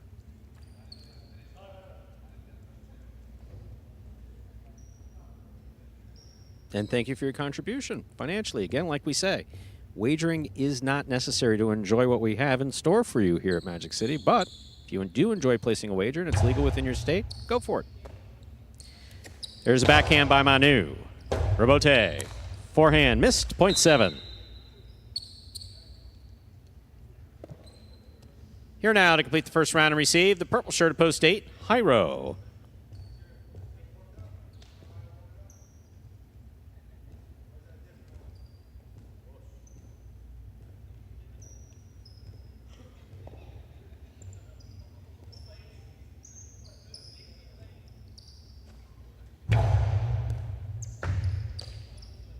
There's the backhand by Hyro. Robote. 2-all hit the pad. The pad is bad. Point 8. Red of post 1, Benny receives. We have completed the first round of play. Matchups are worth 2 points now through the end of the game.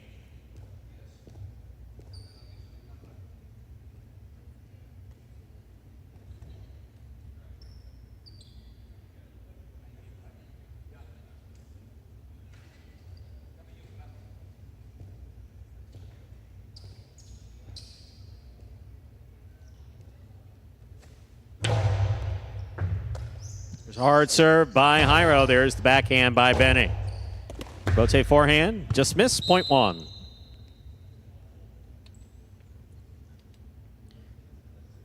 One with 2 points. Here's post 3, Manny. Steve M., glad we're the highlight of anybody's anything, much less week.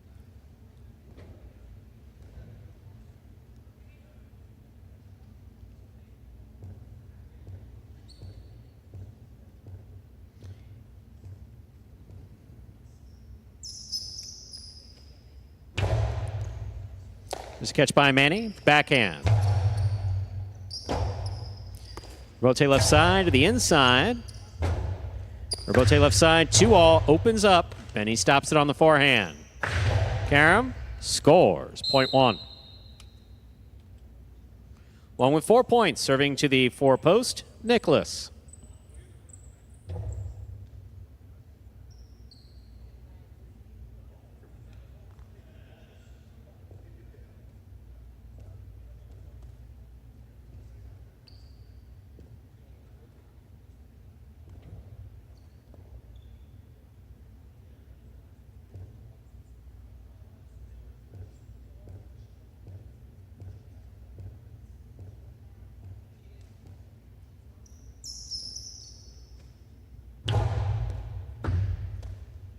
There's a backhand by Nicholas.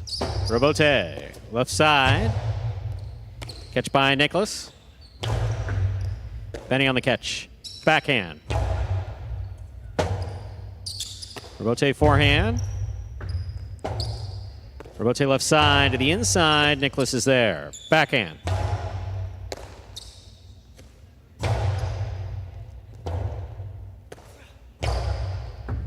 Here's a catch by Benny. Backhand to the inside.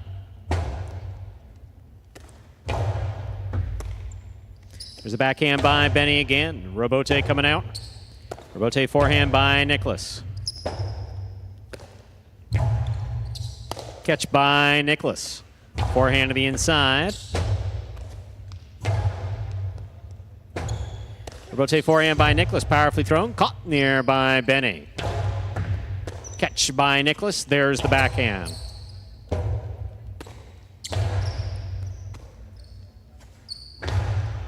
Two all by Nicholas, scores .4. Nicholas has 2 points. Here's the black shirt, post 5. Douglas.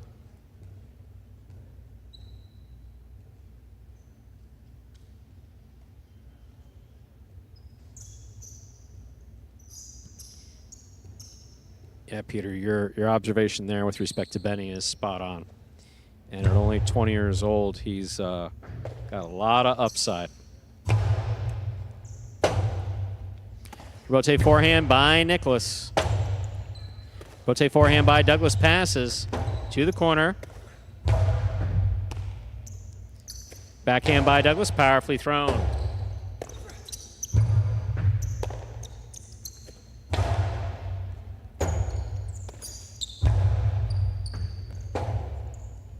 Rotate forehand by Douglas. Nicholas is there.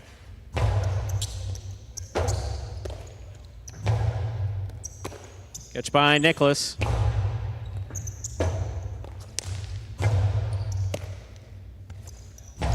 Back to the inside. Douglas is there. Backhand from the 8 line. Nicholas is there.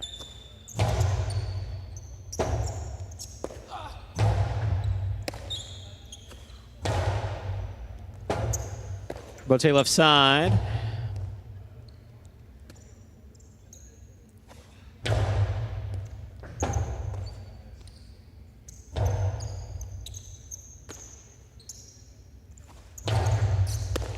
Scoop by Douglas. Custy inside, scores .5. 5 is on the board with 2 points. Yellow post 6, Arats receives.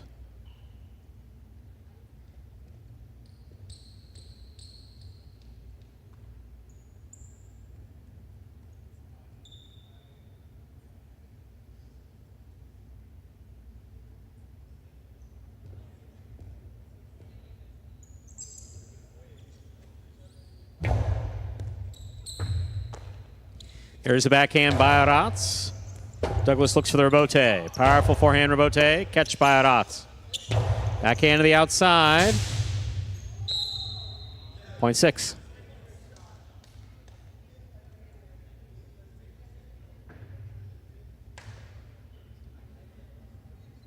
Receiving with possible game point, Gaucheri. Blue post 2.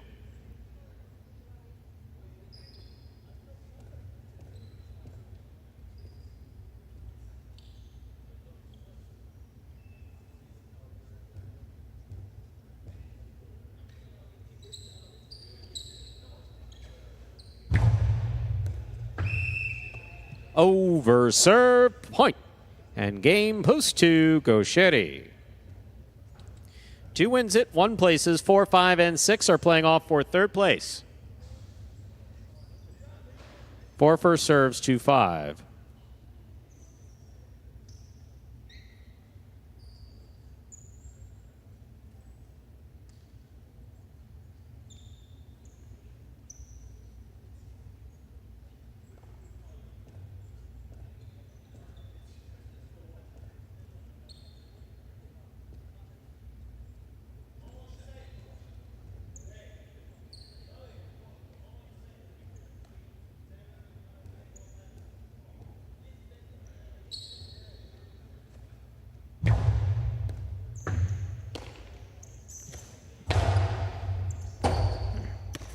Rebote high and inside.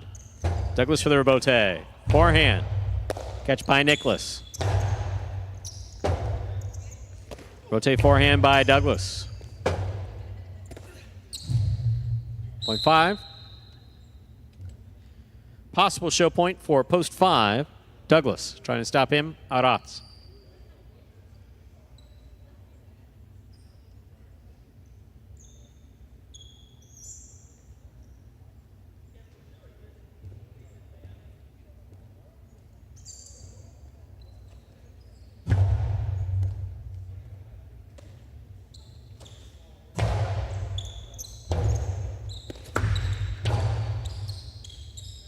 Two all scores. Point. And a third place finish for post 5, Douglas. 2-1-5, unofficial order finish for game 6.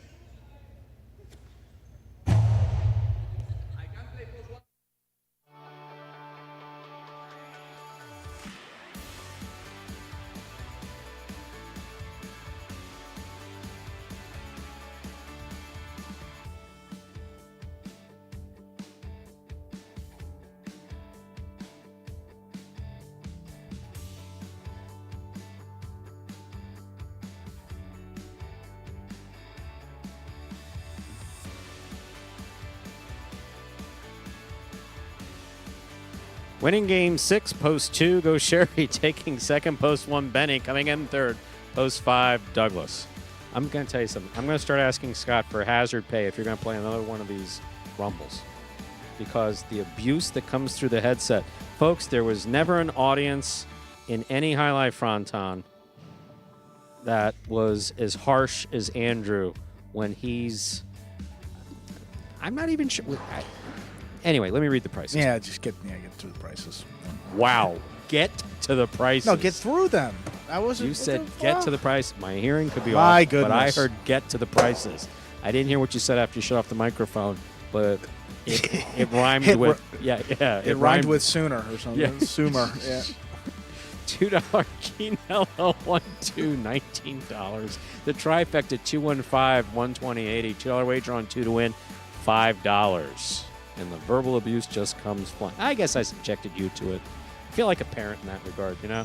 I was terrible when you were a kid, so I guess I deserve it. You know, you get what you give. You know? Exactly. That's what they say. I guess I deserve this now. Back when you're a young announcer who didn't know anything, I was brutal with you, and now I get it all back.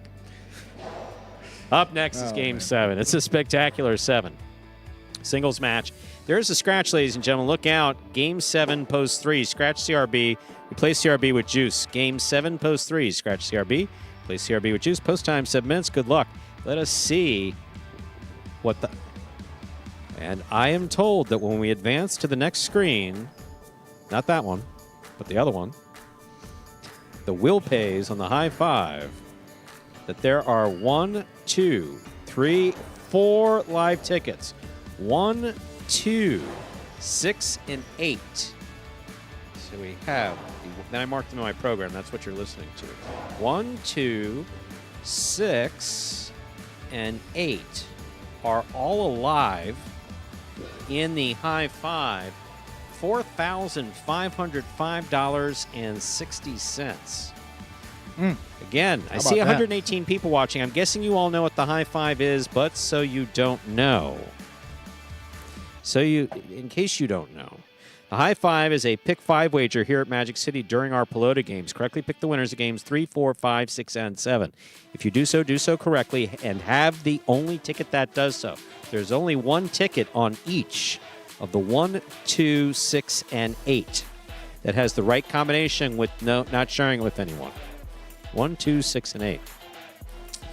Up next, Game 7. Spectacular 7 scoring, a doubles match. Post time is in about 6 minutes. We'll talk. Let's talk, Andrew. We're here, Stu. Also, for Matt Schuler, is there any big difference between every MC ball? Is that why a player do a couple bounces before the first time in? No. So the real story behind why Magic City players bounce the ball to each other, we'll keep to ourselves.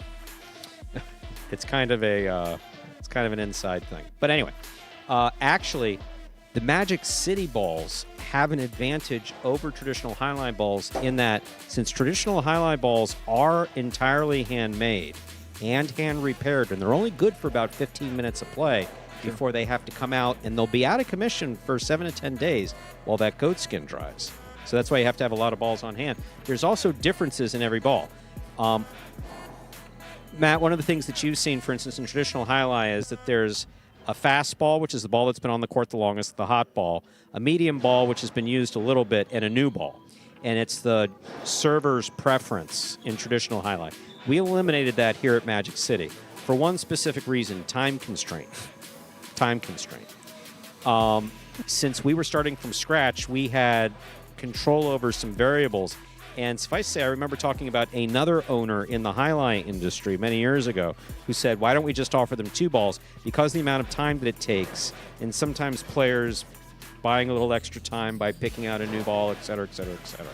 So we decided here at Magic City, since all the balls are machine-made, we decided that we would not allow players to have a choice between a new ball and a hot ball.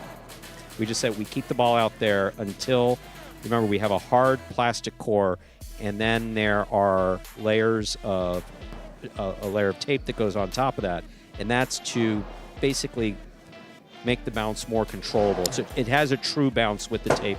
It does not have a true bounce without the tape. So we eliminated that choice. Now, what is the difference between balls? A ball that has been on the court for how long would you say, based on what you've seen? A ball that's been on the court for maybe 5, maybe 10 minutes? Yeah, I mean, I was going to say about a set. So, yeah, that's about 8 to 10 minutes. 8 to 12 minutes, yeah. So it takes these balls to get warm up about 8 to 10 minutes. The only difference in highlight balls is between a ball that's been on the court. For instance, during Pelota, we use 1 ball for every 2 games. That ball's in there. Yeah. And so every 2 games, basically a new group of players come in. And so that ball is not too hot from the last game. And each group of players starts off with the new ball. And there's only a slight difference, and by slight difference, I mean slight difference, between a new ball that's cold and a ball that's warm that's been out there. Right. It could be significant during a point, because we don't know what that slight difference means in terms of play. There's real no way of, I don't have a way of quantifying that. Like, for instance, in traditional highlight, it's really the choice of the player. There's some players that only want a fastball. There are other players that like a dead ball. There's Ernesto Del Toro coming in. Is that why the players do a couple bounces before the... So the players bouncing the balls in between, that basically is a nod to traditional highlight, is that when you're just coming onto the court, you get a chance to bounce the ball a couple times. In traditional highlight, it's so you know if it's the new ball or a used ball, or that's what that's for. And in doubles, it's thrown to the opposing backcourt, or he bounces a couple times and signals to his front court, new ball, fastball, or in between, and you see the hand signal, or they yell at each other. Too hot, you mean bouncy or heat. actually a good point. Yeah. A little bit more lively. A little bit more lively. And again, I can't quantify it. I really can't quantify it as far as speed. But yeah, travel further and bounce a little more. Yeah, that's it. Higher bounce and definitely a little bounce on its own. And Ernesto's right. He joined the conversation late, but the hotter the bouncier, but it has a limit. It has a ceiling on it. It's not like the hotter it gets, the faster and faster and faster it gets. It maxes out after about a ball that's been on the court for 20 minutes is about as fast as it's going to get. And a new ball is not that much slower. It is somewhat slower here at Magic City. Same thing in traditional highlight. Fastball is going to stay fast until it comes out of play and is retired. You mentioned the similarity to a golf ball, and weather is a huge impact of Is how it far really? the ball See, I didn't travels. know I mean, that. in colder weather, just simply put, ball's not going to travel further. When it's more humid, the ball's not going to travel as far. But in drier, like in the desert, you have to, hit the ball Really? 5-10% further. So every time you're making a club selection, you got to factor that in because the humidity and a bunch of stuff goes into it. Obviously hot out there as well, but I seriously never knew that, Andrew. Yeah. Thank you. See? Watch highlight, the more you know. But a great question by Matt. That brought us some good conversation throughout that break. Didi, we are playing in, you're watching live from Miami, Florida, United States. Where are you watching from? Ladies and gentlemen, we are ready to begin our 7th game. It is a spectacular 7 doubles match, part of the Doubles Championship Series here at Magic City. Up first and serving, red shirts post 1, Jedden and Benny. Receiving blue post 2, Jairo and Ben.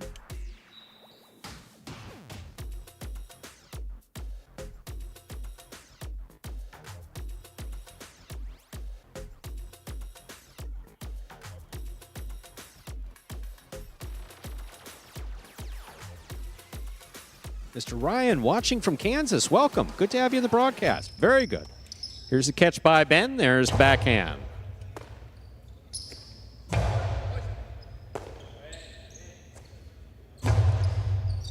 Catch by Benny. Here's the backhand. So, DD, we're playing at the Magic City Highlight Fronton. Magic City is at the Magic City Casino just south of Miami International Airport, the old Flagler Dog Track. Point 2.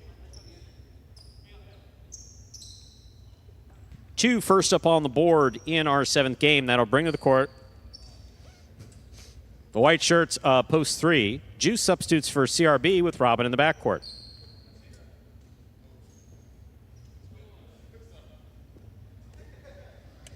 Wonderful to know that that Kansas is represented in our viewership. Definitely good to know, Mr. Ryan. Thank you. Thanks for tuning in. Hope you're enjoying.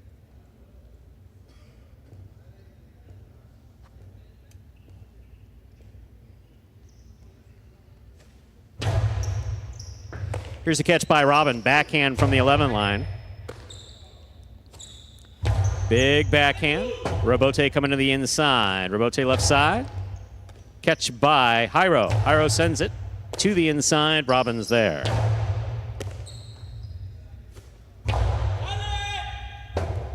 Robote save. That had the distance, and it scores. And the place goes wild. 3 with the point. Juice serves. Receiving. Green shirts, post 4, Barba and Manu. Matthew Eves, greetings. Stockton-on-Tees, England.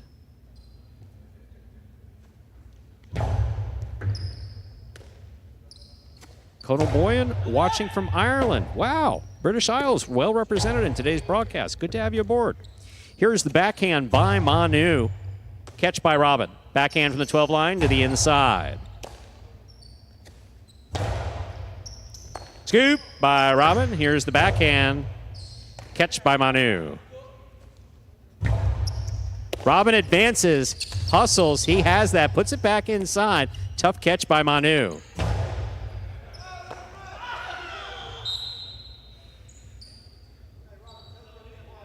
Point 4.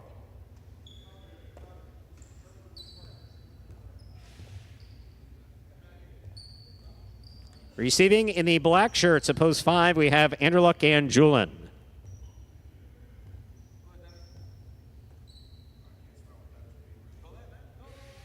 Ernesto, CRB scratched. Juice is the substitute.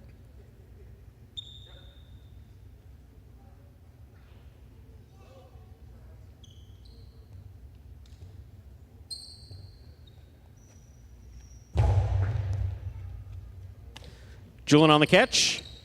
Forehand low and hard. Scooped by Manu. There's the backhand. Backhand by Julian. He goes deep. Robote coming out. Robote forehand by El Barba. Here's Anderluck from the 5 line. Scoop by El Barba. Cortada by El Barba. Stopped by Julian in the backcourt. Beautiful catch. El Barba on the forehand.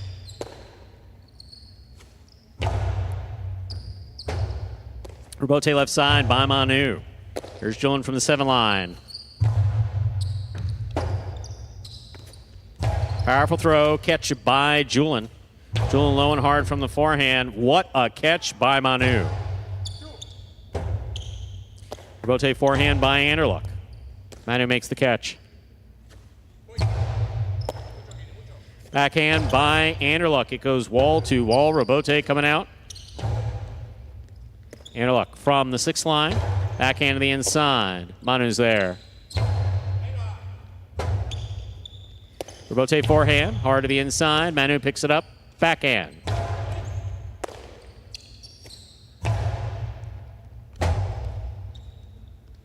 Robote forehand by El Barba. Here's the catch by Julian.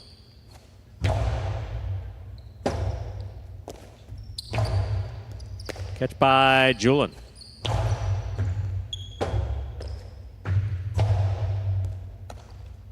Point 4.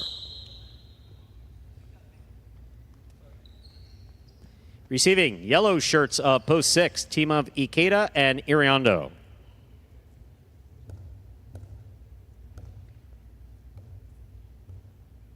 Ernesto, I don't understand. I mean, you know, sometimes people play and, you know, our guys play, sometimes they play front, sometimes they play back. But CRB was scratched in the front court of post 3, and Juice was the front court sub. So that's the way that he went in. Catch by Ikeda on the forehand. Drop shot. El Barba read it, got there, but did not hold on. Point 6. Receiving the pink shirts of post 7, Flores and Manny.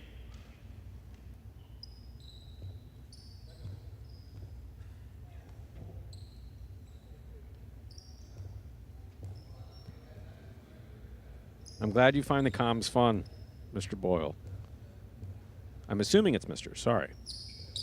I'm glad you're enjoying the sport. We're always glad to share a highlight with anyone who's interested in watching. Inside placement, stopped by Ikeda. There's the backhand. Robote for Manny. He makes a save on the right side. To the inside. Robote forehand save by Manny. Ikeda from the 6th line. Powerful throw. Robote save. It's 2-all. Catch by Manny. There's the backhand. It hits the overhead screen. Point 6.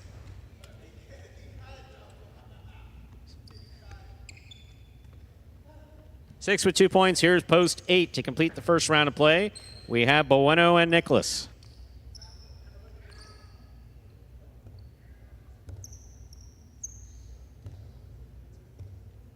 Thank you, Mr. Eves. We would enjoy the live chat as well, but I'm a bit of a loose cannon, so Scott allows us to kind of play around here in Pelota, but Battle Court, because it's broadcast on ESPN3 and elsewhere, try to keep as serious as possible. There's backhand by Ikeda. Catch by Nicholas. Maybe if I behave, they'll allow us to experiment with it, but I doubt it. Robote forehand by Ikeda. Backhand to the inside. Oh, Iriondo's hit with the ball, lost a point, point 8. 8 team will take over the serve. We've completed the first round of play. Matchups are worth 2 points now through the end of the game. First to return, the red of post 1, Jedden and Benny.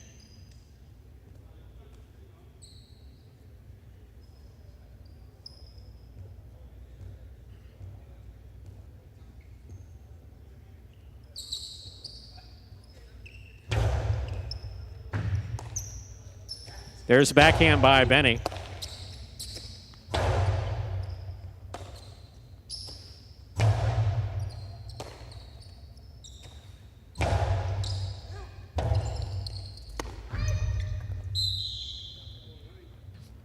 Point 8.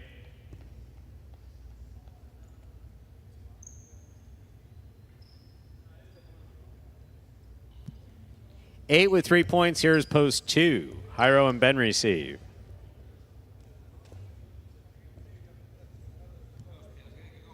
But suffice to say, Mr. Eves, I'm happy that you're just watching and enjoying Battle Court. It's a really unique and exciting form of the sport that we love. Catch by Ben. Backhand to the inside. Robote left side to the inside. Nicholas on the catch. Backhand. Robote forehand. Wall to wall by Jairo. Beautifully thrown. Scoop missed. Robote will fall short. Point 8. Possible game point for the purple shirts, post 8. Bueno and Nicholas trying to stop them. The white at post 3. Juice and Robin.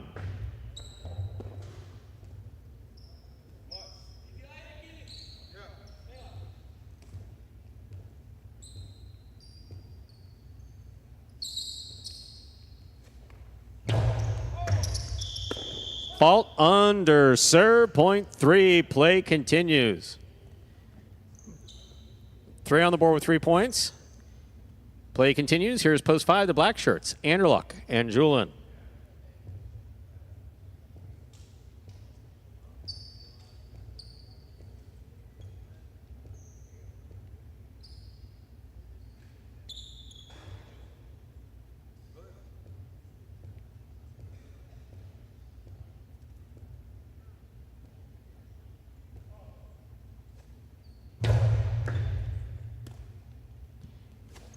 Powerful forehand by Julin. Here's the catch by Robin in the backcourt. Big backhand by Robin. Julin is there.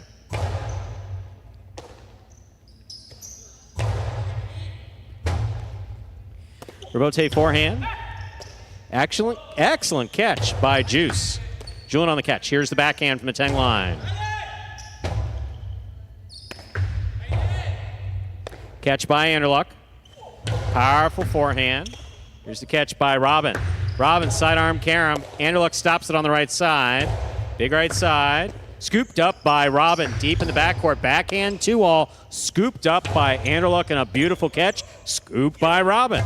Here's the forehand. Caught by Julin at the 12 line. Catch by Robin. There's the backhand. Robin on the catch. Posado 2-all opens and scores. Point 3. Possible game point for the white shirts of post 3. Juice and Robin trying to stop them are El Barba and Manu.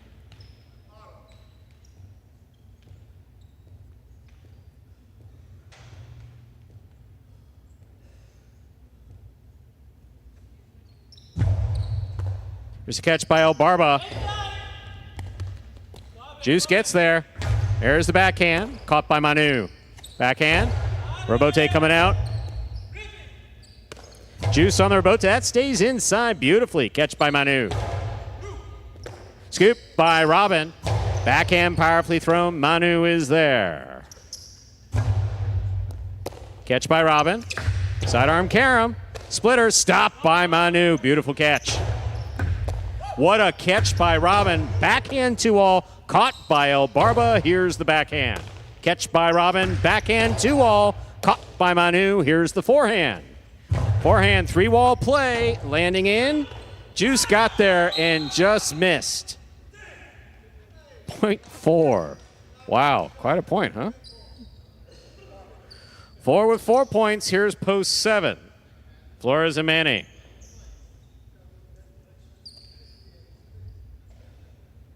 Hi, Matt. Quick answer to your question. Traditional parimutuel or highlight, as currently played, has always had one serve. Battle Court, we had a chance to play with it. Format, look to tennis for an example. So if they want to try to serve an ace on the first one, they can. Battle Court has 2 serves. Differentiator between Pelota and Battle Court. Ball tipped by Manu, point 7. Play continues. 7 with 2 points. Here's post 6. Ikeda and Iriondo.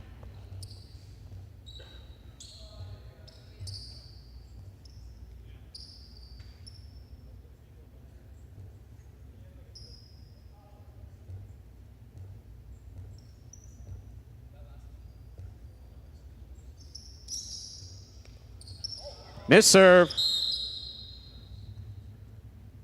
Point 6.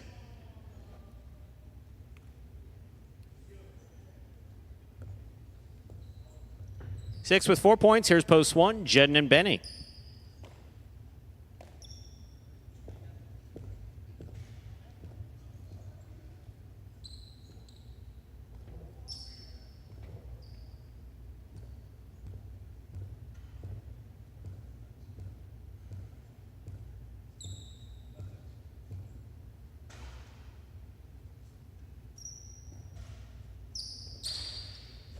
Here's a serve by Ikeda. Big bounce. Catch by Benny. Backhand to the inside. Ikeda calls for it. Robote forehand. Benny on the catch. Backhand. Robote save by Ikeda.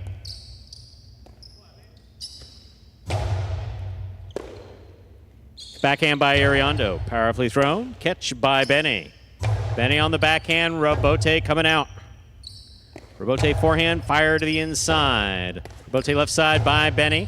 Ikeda cuts it off at the 6 line. Backhand to the inside. Here's Benny.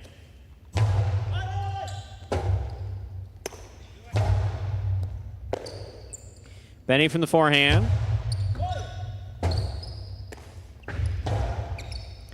Ball tipped in the front court. Point 6. Possible game point for post 6. Ikeda and Ariando trying to stop them. Jairo and Ben.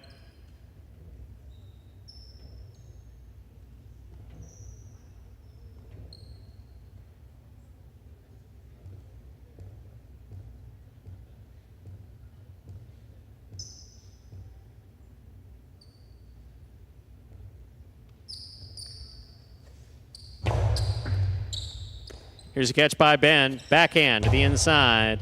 Ariando takes it in the air. Juggling on the catch of Ariando. Point 2. Play will continue.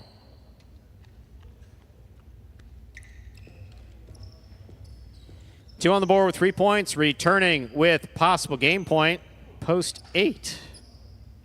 Leno and Nicholas.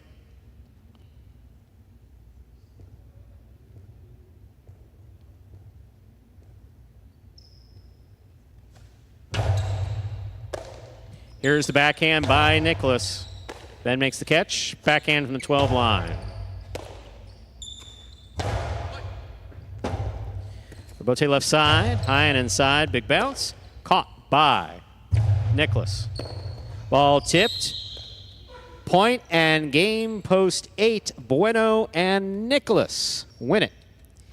6 places, 3 shows. Unofficial order finish 8-6-3. Your prices will be up in a moment.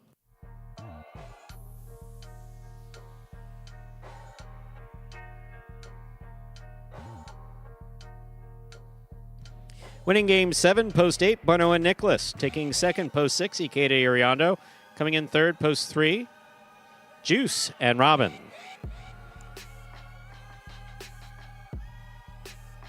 Eight, 6-3. Official order finish 4. Game 7.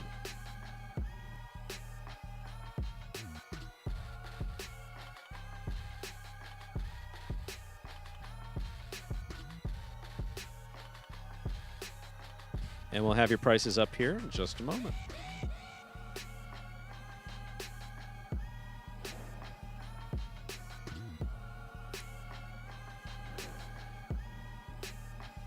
Matthew, you were absolutely correct about that.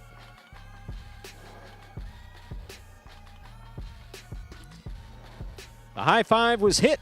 2, 3, 3, 2, 8. 5 of 5 numbers. 1 ticket returning $4,505.60 to one lucky winner. Congratulations. $2 Quinello 6-8, 5180, trifecta 863, $434.20, $2 wager on 8 to win, $980. Up next, ladies and gentlemen, is this afternoon's 8th and final game in advance of Battle Court, which begins at 5 p.m. Once again, Battle Court will begin at 5 p.m. Andrew, who's playing today? Renegades versus the Warriors today at 5 p.m. This is our last game uploaded, then we'll take about an hour break.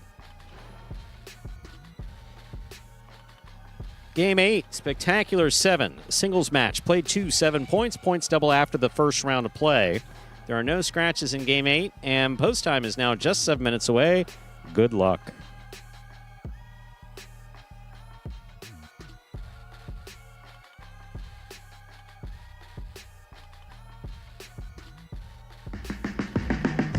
Remind me of Hustle City, man. Everybody got more than one gig. One stop, boy, $20. I'm not your neighborhood Uber driver. I do luxury. And then I have another job. I play highlight.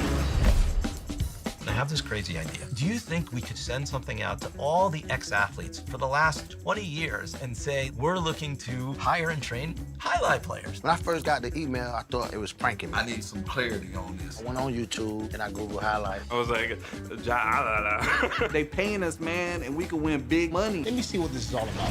That's what you gotta do. Get some money. The players taking the court are all athletes you may recognize. Baseball, football, track and field. Having to work, play Division I sport, and then I had a child on the way, so I dropped out. The crack era was tough. Sports in general was a way out of our environment. It's really game time now, man. Blood, sweat, and tears. We got the streets on fire. This is gonna be the first time that my kids will be able to sit in the audience and root for their father. Who wants it more? This is a sacrifice I think is going to pay off in the end. This is a dream for me. I gotta win. Can't get drama better than this. Highlight became the new hustle. Let's get ready to play.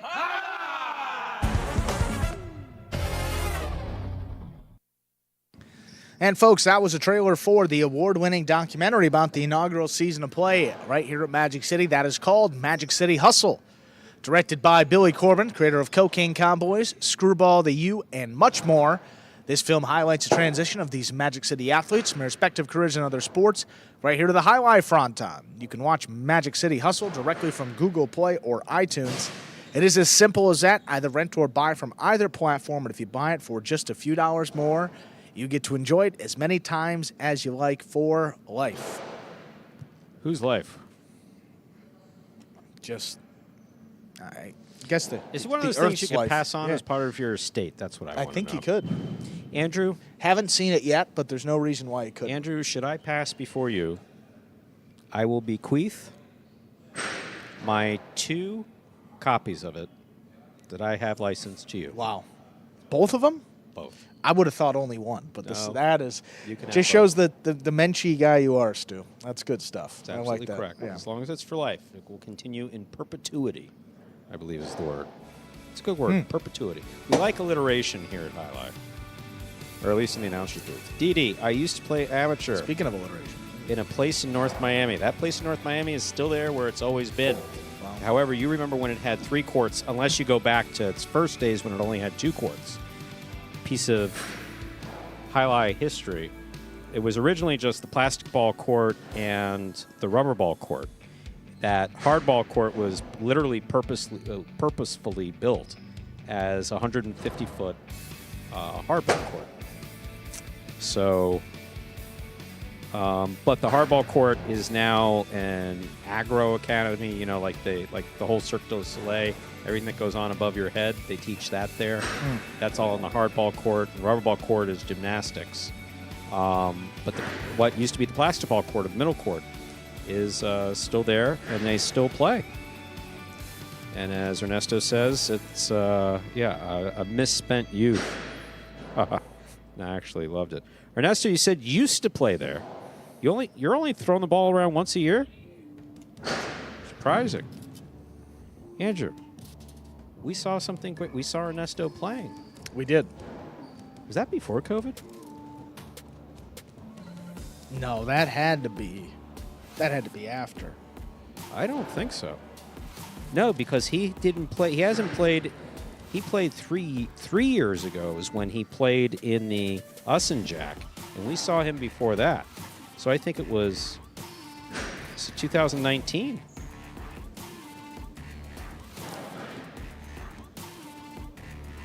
I don't think. But Benny was here. Yeah. Benny was here. Benny didn't come until 2020. It had to be early 2020. Yeah, and Anderson came, Douglas, Benny. Oh, 2021. Okay, That's when we went. That's when we showed up to see you. See, Ernesto was a Schnittarker in the. He was pouring. He was pouring this poisonous information into the chat here, and so we said we'll see you at North Miami, buddy. Yeah, I think it's almost 3 full years. I remember in the winter or the spring of 2021. Okay, so that makes sense. That's one thing that happens, and anybody above 50 over here in the chat can agree or disagree with me. But kind of like what happened in what year, unless it was a real standout thing, kind of runs into an. Andrew, sit up straight. Am I slouching? I thought I was. I thought I had great posture, Stu. Sit up straight. Executive producer just walked in. So anyway, as we were saying, only about highlight and about nothing else. Oh, I love this. Yeah, it's phenomenal, isn't it? The play today has been fantastic. What athleticism! Executive producer Lindsay just walked in. So. I heard. So we decided. So I decided to snap. Where do you see an executive producer running around, turning on lights, managing cameras, doing all that she's stuff? emptying trash. She's carrying water. She was every schlepping day. Water the other day. We have all these athletic guys, right? It's like have Ubia grab a box for God's sakes. No, he's dealing with a back injury, Stu. Well, anybody else? No. Well, tell him to put on a card. How about Benny? His back's young. Rotz, he's got a young back. That's right. You talked to him. I think we should start a list, youngest to oldest. Youngest highlight player. That means I'm up there pretty. Player. Yeah, but announcers are at the bottom. Yeah, and then it's a snake. So I think this can work out, Stu. Just a list. We can have fun. What do you say we begin the 8th game? Game number 8. Good luck to those of you still in the Rumble because, we're already out. Congratulations to Milford Highline, who I played. What a performance today. Yes, you were, Roland D. You've always been really strict in the chat. We appreciate that very much. And, ladies and gentlemen, time to begin Game 8. The final game of the Pelota performance. It is a spectacular 7 singles match played to 7 points with points doubling after the first round of play. Up first and serving. Red shirt to post 1, Douglas. Receiving blue post 2, Manu.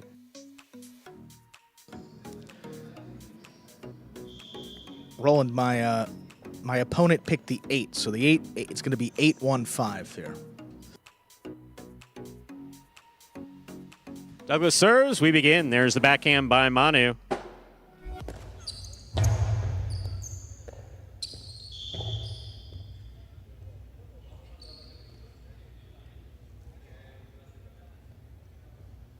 Point 1.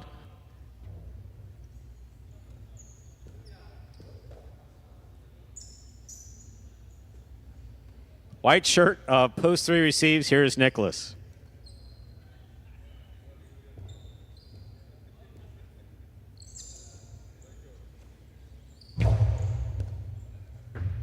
Here's a catch by Nicholas, backhand to the inside.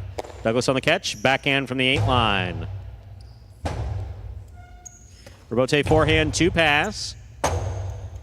Rabote forehand to pass again.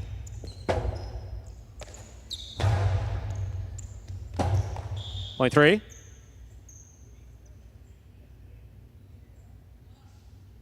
Gray will serve to the green shirt of post 4, Arat.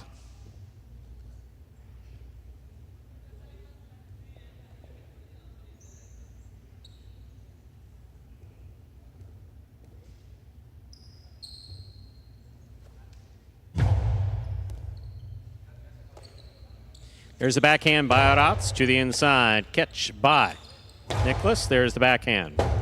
Rabote forehand by Aratz. Nicholas is there. Karam. Stopped by Aratz. Aratz comes flying in. Powerful forehand. Caught by Nicholas. 2-all. Stopped by Nicholas. Nicholas hard throw. Scores. Point 3.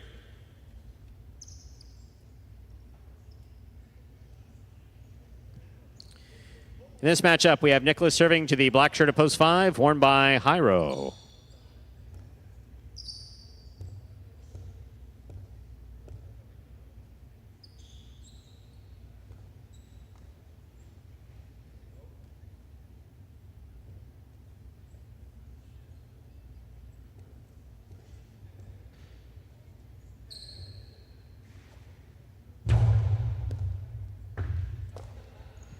There's the backhand by Hyro.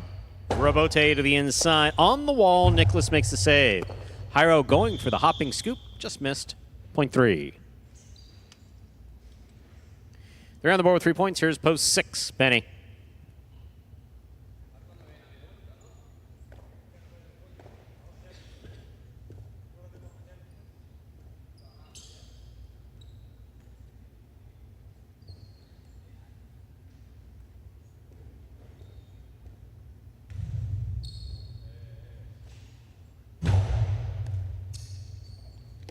There's a catch by Benny. There's the backhand.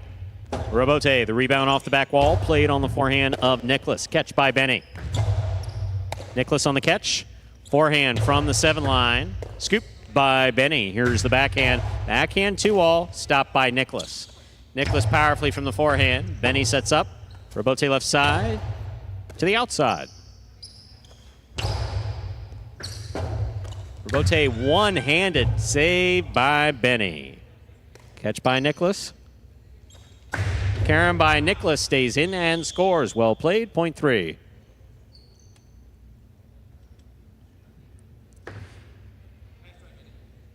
In this matchup, we have Nicholas serving to Julin.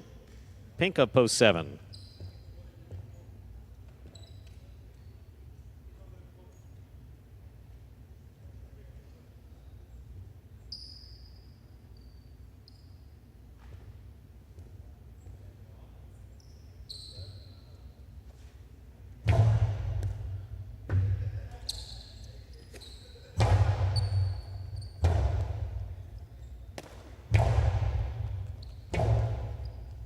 Robote forehand. Catch by Nicholas. Robote forehand. Midcourt. Nicholas is there.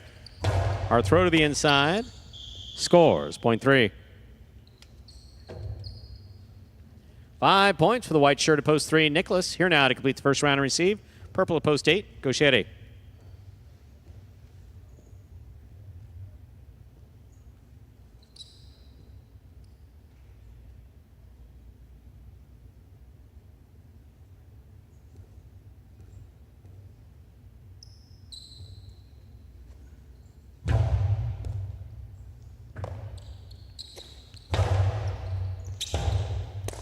Chula scores, point 8. Gaucheri's on the board with 2 points, with a point. That completes the first round of play. Matchups are worth 2 points now through the end of the game. First to return, blue post 2, Manu.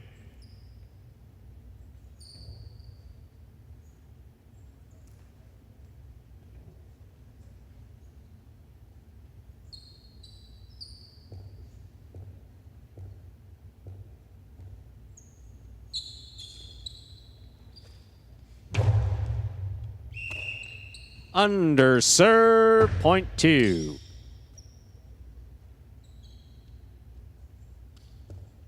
Two on the board, 2 points. Here's post 1, Douglas.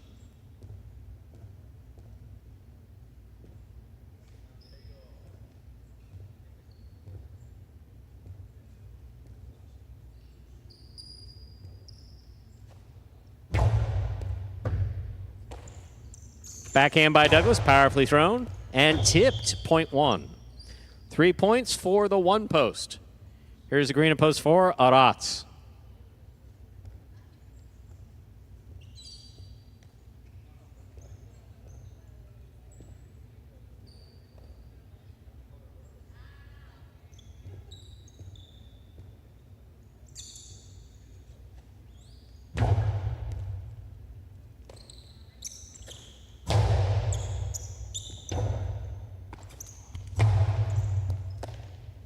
There's the backhand by Arats.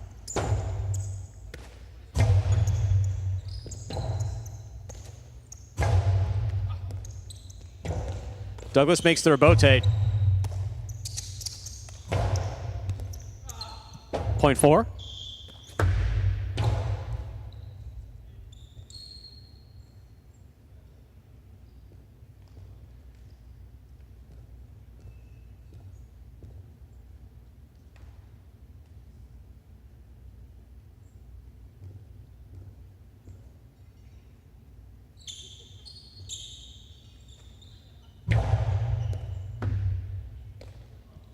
Here's the backhand by Hyro. Robote forehand by Aratz.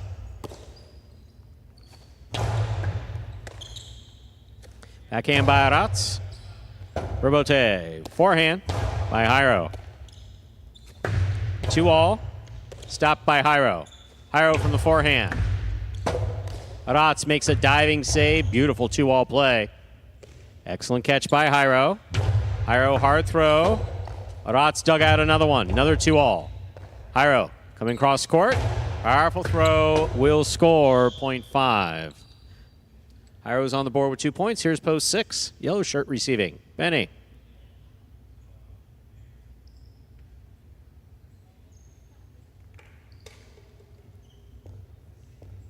Yeah, Matthew, it's probably a better idea that we're not on live chat. It's because if someone, what you haven't been exposed to is that if someone makes a rude comment about the product here, I have a habit of going off on them.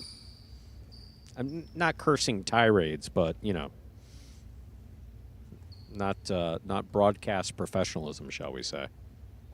I'm fiercely defensive of the program and our players. Andrew, too. I'm defensive where Andrew's concerned. Ball tipped off the serve, 0.5. Jairo has 4 points. Receiving post 7, the pink shirt, Julin.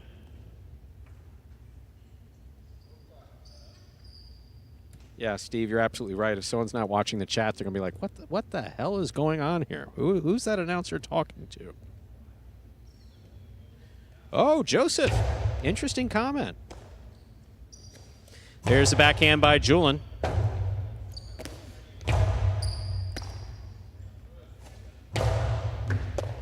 Here's the backhand by Jairo. I don't know. That does sound interesting. Talk to the play-by-play announcer as he's play-by-playing. Robote, that rebound off the back wall, played by Julin. Catch by Jairo. Jairo low and hard to the inside.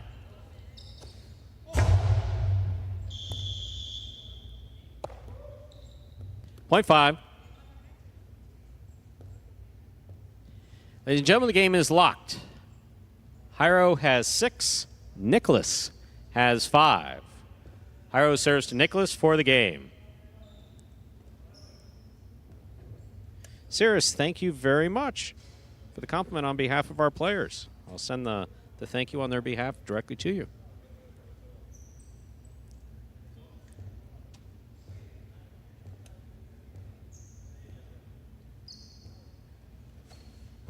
Powerful serve by Jairo. Here's the catch and return by Nicholas.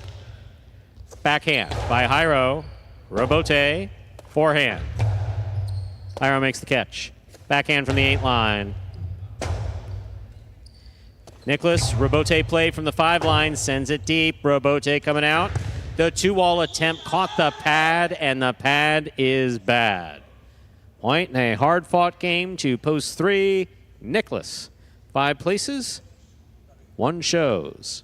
Unofficial order finish, 3-5-1. Your prices will be up in a moment.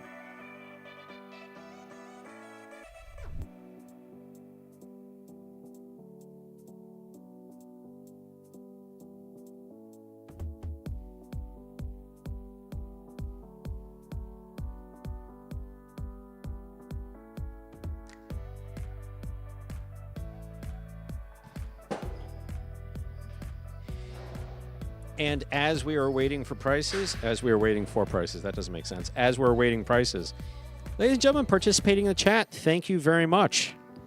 It was a great day today. It was a spirited chat day and a spirited conversation in the chat. We're here every Monday, Tuesday, and Wednesday at 1:30 p.m.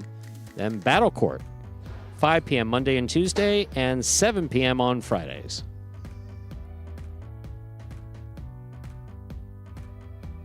There are your prices. The late pick 3, 283, 3 of 3 numbers returning $477.20.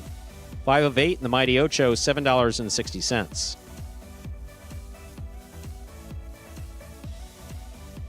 $2 wager on 3 to win returns $20.40. Quinello 3-5, that's first and second in any order, $60.60. The trifecta 3-5-1, first, second, and third place finishing $399.20. And that, ladies and gentlemen, will do it for this Monday afternoon performance of Live Highlight in the Magic City on the Highlight channel. We are glad that you chose to join us this afternoon and invite you to tune back in at 5 p.m., just less than 1 hour from now, for Battle Court. Today, the Robote Renegades will be taking on the Wall Warriors. On behalf of the players, staff, and management of Magic City Highlight, we do appreciate you tuning in. We appreciate your interest. We appreciate your patience.